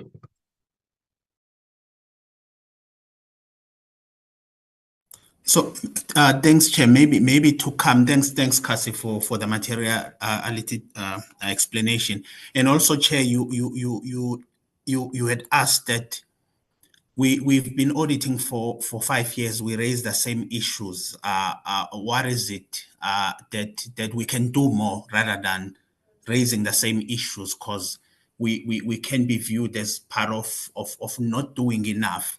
And Chair, it brings us back to, I think, the earlier 2 slides that we discussed on the accountability ecosystem, and then where we're discussing our mission, where in the main we are enabling oversight, accountability, and governance in the public sector through auditing. So what Chairperson we do in line with the accountability ecosystem is when we pick up these issues, are given our mandate to go and audit and report. We then do a further assessment as to who can we take these issues to so that the issues are addressed in the entire ecosystem. So in some cases, we will target the accounting officer, director general, and in some cases, we may target the minister. And for example, Chairperson, given, I think in the discussion today, we would have come up identified that we're dealing with a very complex and big environment, which is really critical in the country. And that is why today we are having this discussion, Chairperson, because one of the players or the role players in the accountability ecosystem that we've identified as an audit office that can really assist in this big and complex portfolio, it's the portfolio committee, and hence we're coming here and sharing these insights, but not only sharing the issues, but we're also sharing what we've assessed could have gone wrong, what led to these issues, and then the recommendations. So it also goes back to all of us as role players are holding our hands together in trying to really see through this portfolio. Because I do remember even in the strategic documents of the public works, I think it says, Cassie, you can correct me, it says that the country works if public works work. So we are here trying to move this portfolio through the discussion with the portfolio committee in assisting with the necessary oversight so that the issues we are raising then can be addressed, and where we can use the extended powers that we spoke about, which is the material irregularity, then we do use them as given in the example where we have used them in the leases portfolio, where we said we've raised issues before and recommendations before, but we are seeing the environment is still not shifting enough in terms of the management of leases. Then we are using these extended powers then to enforce so that at least it's addressed. Thanks, Chairperson.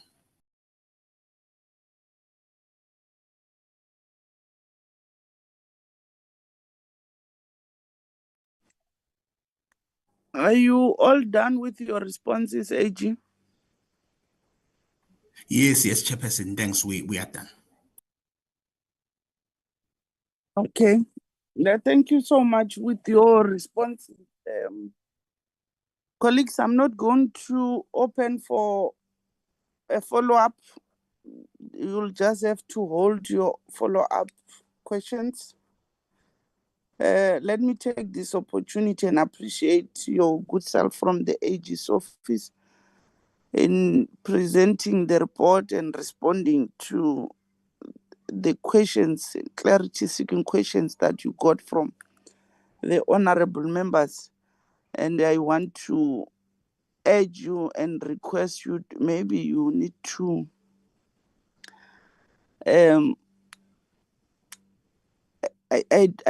I'm short of word actually. I don't know how to put it, but there must be more emphasis. And you know, with the powers that are invested in you, recommendations that you recommend to the department and its entities, there must be more enforced. And if not enforced, let's have or do time frames. You know, the minute you give recommendations and they don't come up with a proper dates, timelines, the exact dates, and you make a follow-up or you go back and do a review, or you just have to come after a year, you come once and do audit, I think it's not enough. We need to have some follow-ups somewhere in between the time of audit, where we call it audit time, and the pre-audits, just for department to rectify there and there or catch up with their plan, whether it's working or not. I think on your side, I'm trying to urge that. I don't know whether the law allows you, but you need to have a session where you go back and do, before the normal audit time, do your pre-audit, double check strategies that you are putting in place in trying to address your resolution, whether they are working towards what is expected out of them. Because it's not all about auditing financials, but it's also about service delivery that affects South Africans, that affects on a daily basis, where, you know, there's a call from the president, or let's make this country a constructive site. As much as we are dealing with infrastructure, but this country needs to recover, and the only thing that will get to what has been called by the president is from the DPWI in trying to recover the economy through the major project or major infrastructure project that must be delivered. And if they are not accounted properly financially, you see money is going out, but there is no relevance. It does not match with what is being implemented on the ground. There is a serious problem. It means we are working backwards. So I'm just trying to make a call to say maybe you need to change your working patterns as the AG as well, and double the effort, do more of what you are doing.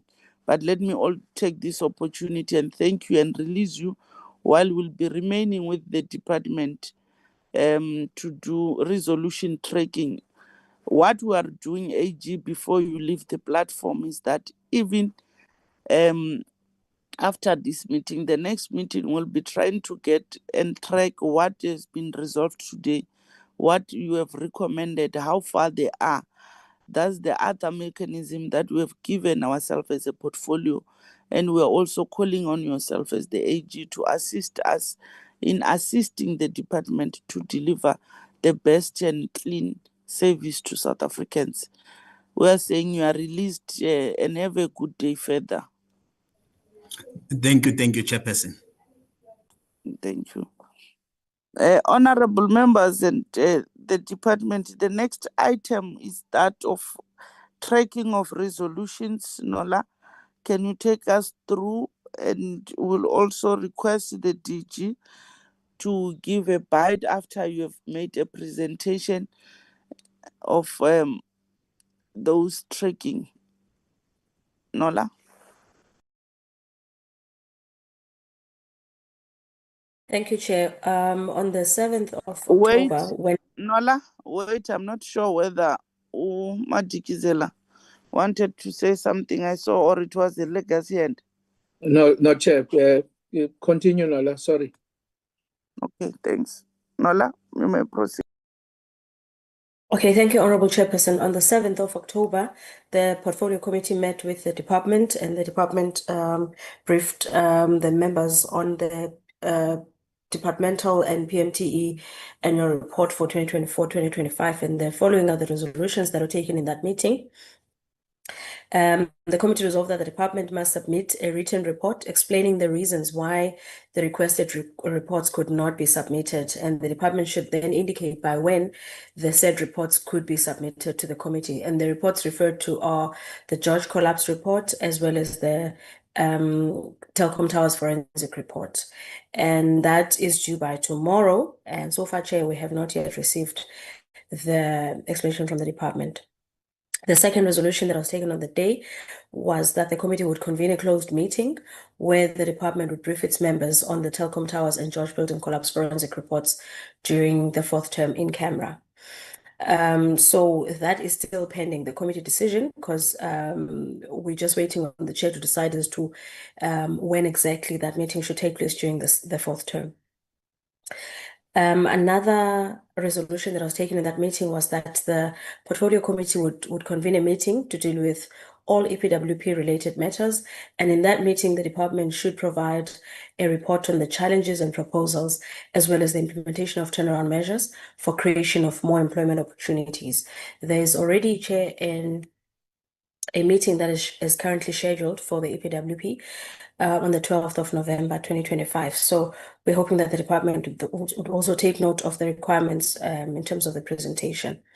And lastly, for the 7th, Chair, the committee resolved that the department should liaise with the Department of Land Reform and Rural Development on the reviewing of the Land Disposal Act to ensure that it's properly aligned with the Constitution of 1996 and the rights based on the transformation ethos of the legal framework. The department should then report on the matter in the next quarterly performance report. And I think the next quarterly performance report is scheduled for tomorrow, Honorable Chair. So I think the department would then be able to report on that matter as well. On the 8th, there was no particular resolution that was taken. And then on the 9th, a resolution that was taken was that the committee would engage the AG at its upcoming meeting, which is today, regarding the CIDB audit opinion, which I think I may have heard during the deliberations. Thank you, Chairperson. Honorable members, there are your resolution tracking. Can I get an indication whether you have something to follow up? And my follow-up will be on the first resolution. Department, we are still waiting for it. We're expecting by today. You could have forwarded something on through Nola. Ngumalo.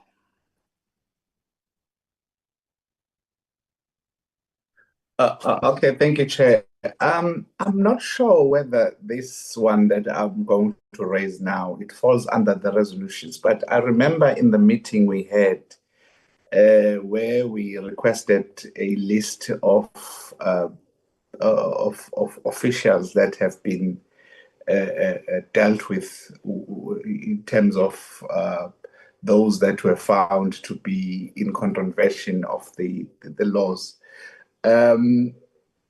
I'm not sure whether it falls under this one, but I remember very clearly when the DG made the promise that he was going to provide us with a list of actions that have been taken against officials that have been found to have done wrong. Thank you. You may lower your hand so that I must not have confusion. DG leading the delegation, can you respond on how far are you with implementing those resolutions?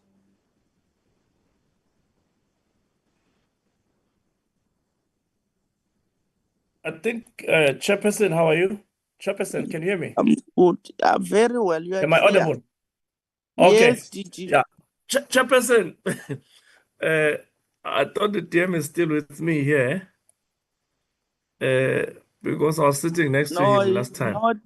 No, he's not here to rescue you. Okay, he was sitting with me last week, Chair, when we responded to the same question. But nevertheless, I think the first report, Chair, I think Nola will allow us time to provide that forensic report for George, not in camera, in committee, sorry.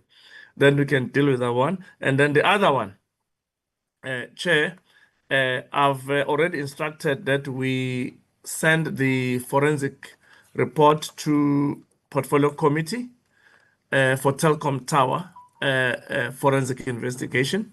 So all what we're just waiting for is the sign off from ministry to give that authority, which I think is something that is being processed quickly. We should have it surely before the end of this week. I will advise through my office chair on that one. I will respond as that in that fashion, Chair, unless there's any other question the Chair wants me to comment on. But I think I'm covered now. Thank you, DG. Nols, do we have any other set of resolution? Mangos? Chair, I just want to check on the issue of the meeting regarding the EPWP. I don't know whether I've forgotten. The meeting that we said we want to have it, isn't it that we said we want to have a meeting with all the officials dealing with the EPWP? Not from the department only, but subject to be corrected. Thank you. No, you are correct, Mankosi. We said we'll have a special day where we'll call the APWP DDG together with all his counterparts from the 9 provinces.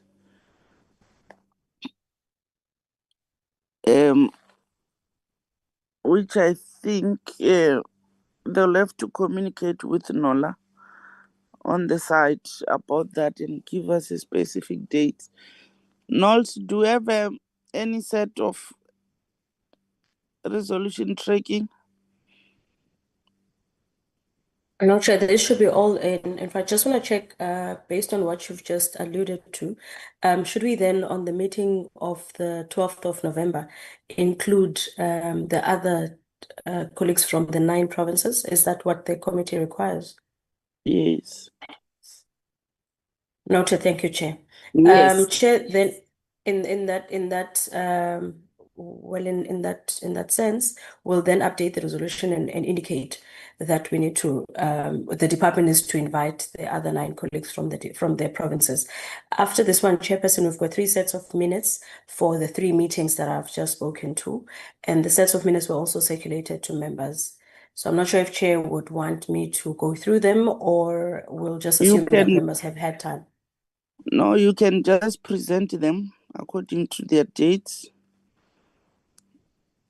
Present them to members. I believe they've went through them. Just present them, then I'll call for adoption as we'll be flighting them. All right, thank you, Chair. The minutes that are before the Committee for Consideration and Adoption are the minutes of the meeting that was held on the 7th of October, where the department briefed the committee on its annual report.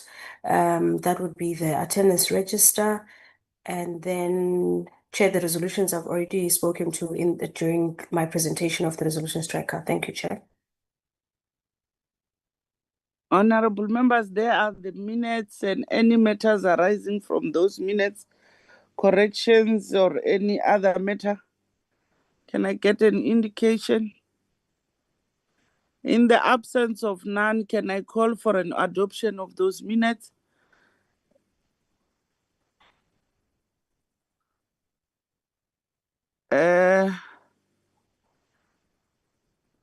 Honorable Madikizela, I saw you have just sent something through. Can you say it with your mouth? I was giving it thumbs up, Chairperson. I would like to propose for the adoption of the minutes. Honorable Delanga. No, thank you, Chair. I rise to support the second, the adoption of the minutes. Thank you so much. As presented. Can I call for an objection of those minutes? In the absence of none, they are duly adopted.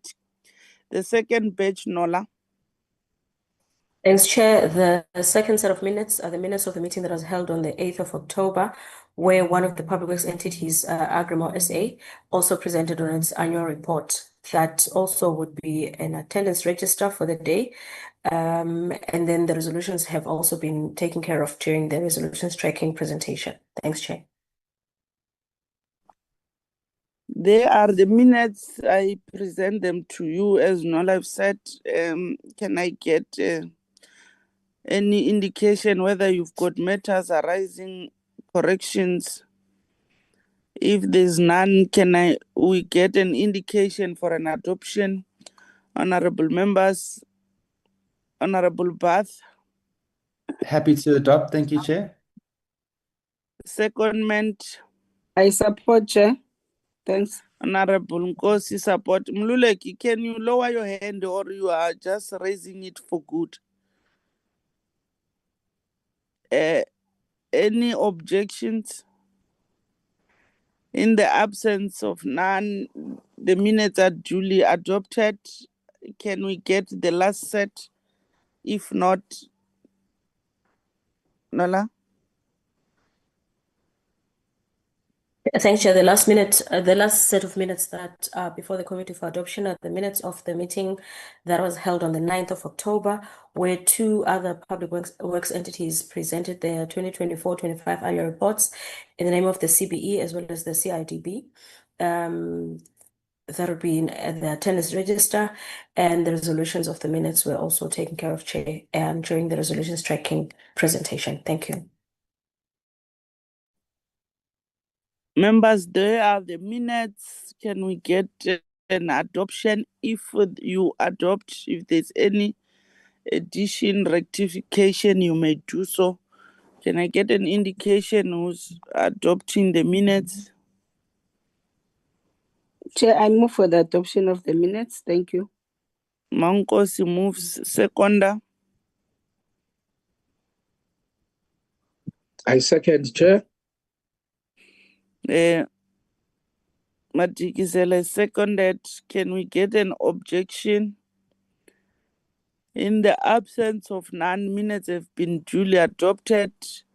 The next item, Nola, I believe it's closure. Can I get confirmation from your side?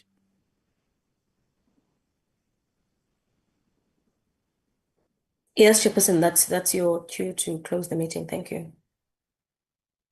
Honorable members and the department, I want to take this opportunity to appreciate your commitment and your dedication, delegation from the department and its entity. Honestly speaking, you have a huge task ahead of you, and we are here to give you support. Yes, we play on oversight, but it cannot be just an oversight that is raw or in an element of a fight. No. I always call on this because I could see element that looks like there's a fight between ourselves and yourself. Ours is to give you support. and also play an oversight. And we've got best interest of what you deliver to South Africans. We want to urge you, take things in a positive way, be positive on your own so that you can deliver the best service. If you are not positive, things are not well, you can't go to work every day with a heavy heart and expect to deliver the best. But the minute you start to take this upon yourself to say, it's like in my house, I want it clean. I cannot stay in a house that is dirty. You must clean it yourself passionately. That's what we are urging you, we are requesting you, officials of the department and the entity to do, so that you can deliver the best. Infrastructure of this country depends on us. Accommodation of sister department and accommodation, even individuals, South Africans, citizens, they want to be accommodated by this department. But we will want to urge you to try and change even how you look at us. Try and change even how you look at the AG themselves when they'll be auditing you. It's not about punishment. It's about wanting the best and the value of money that you are given to look after. I want to take this opportunity and say the meeting stand adjourned. Thank you. Thank you, Chair.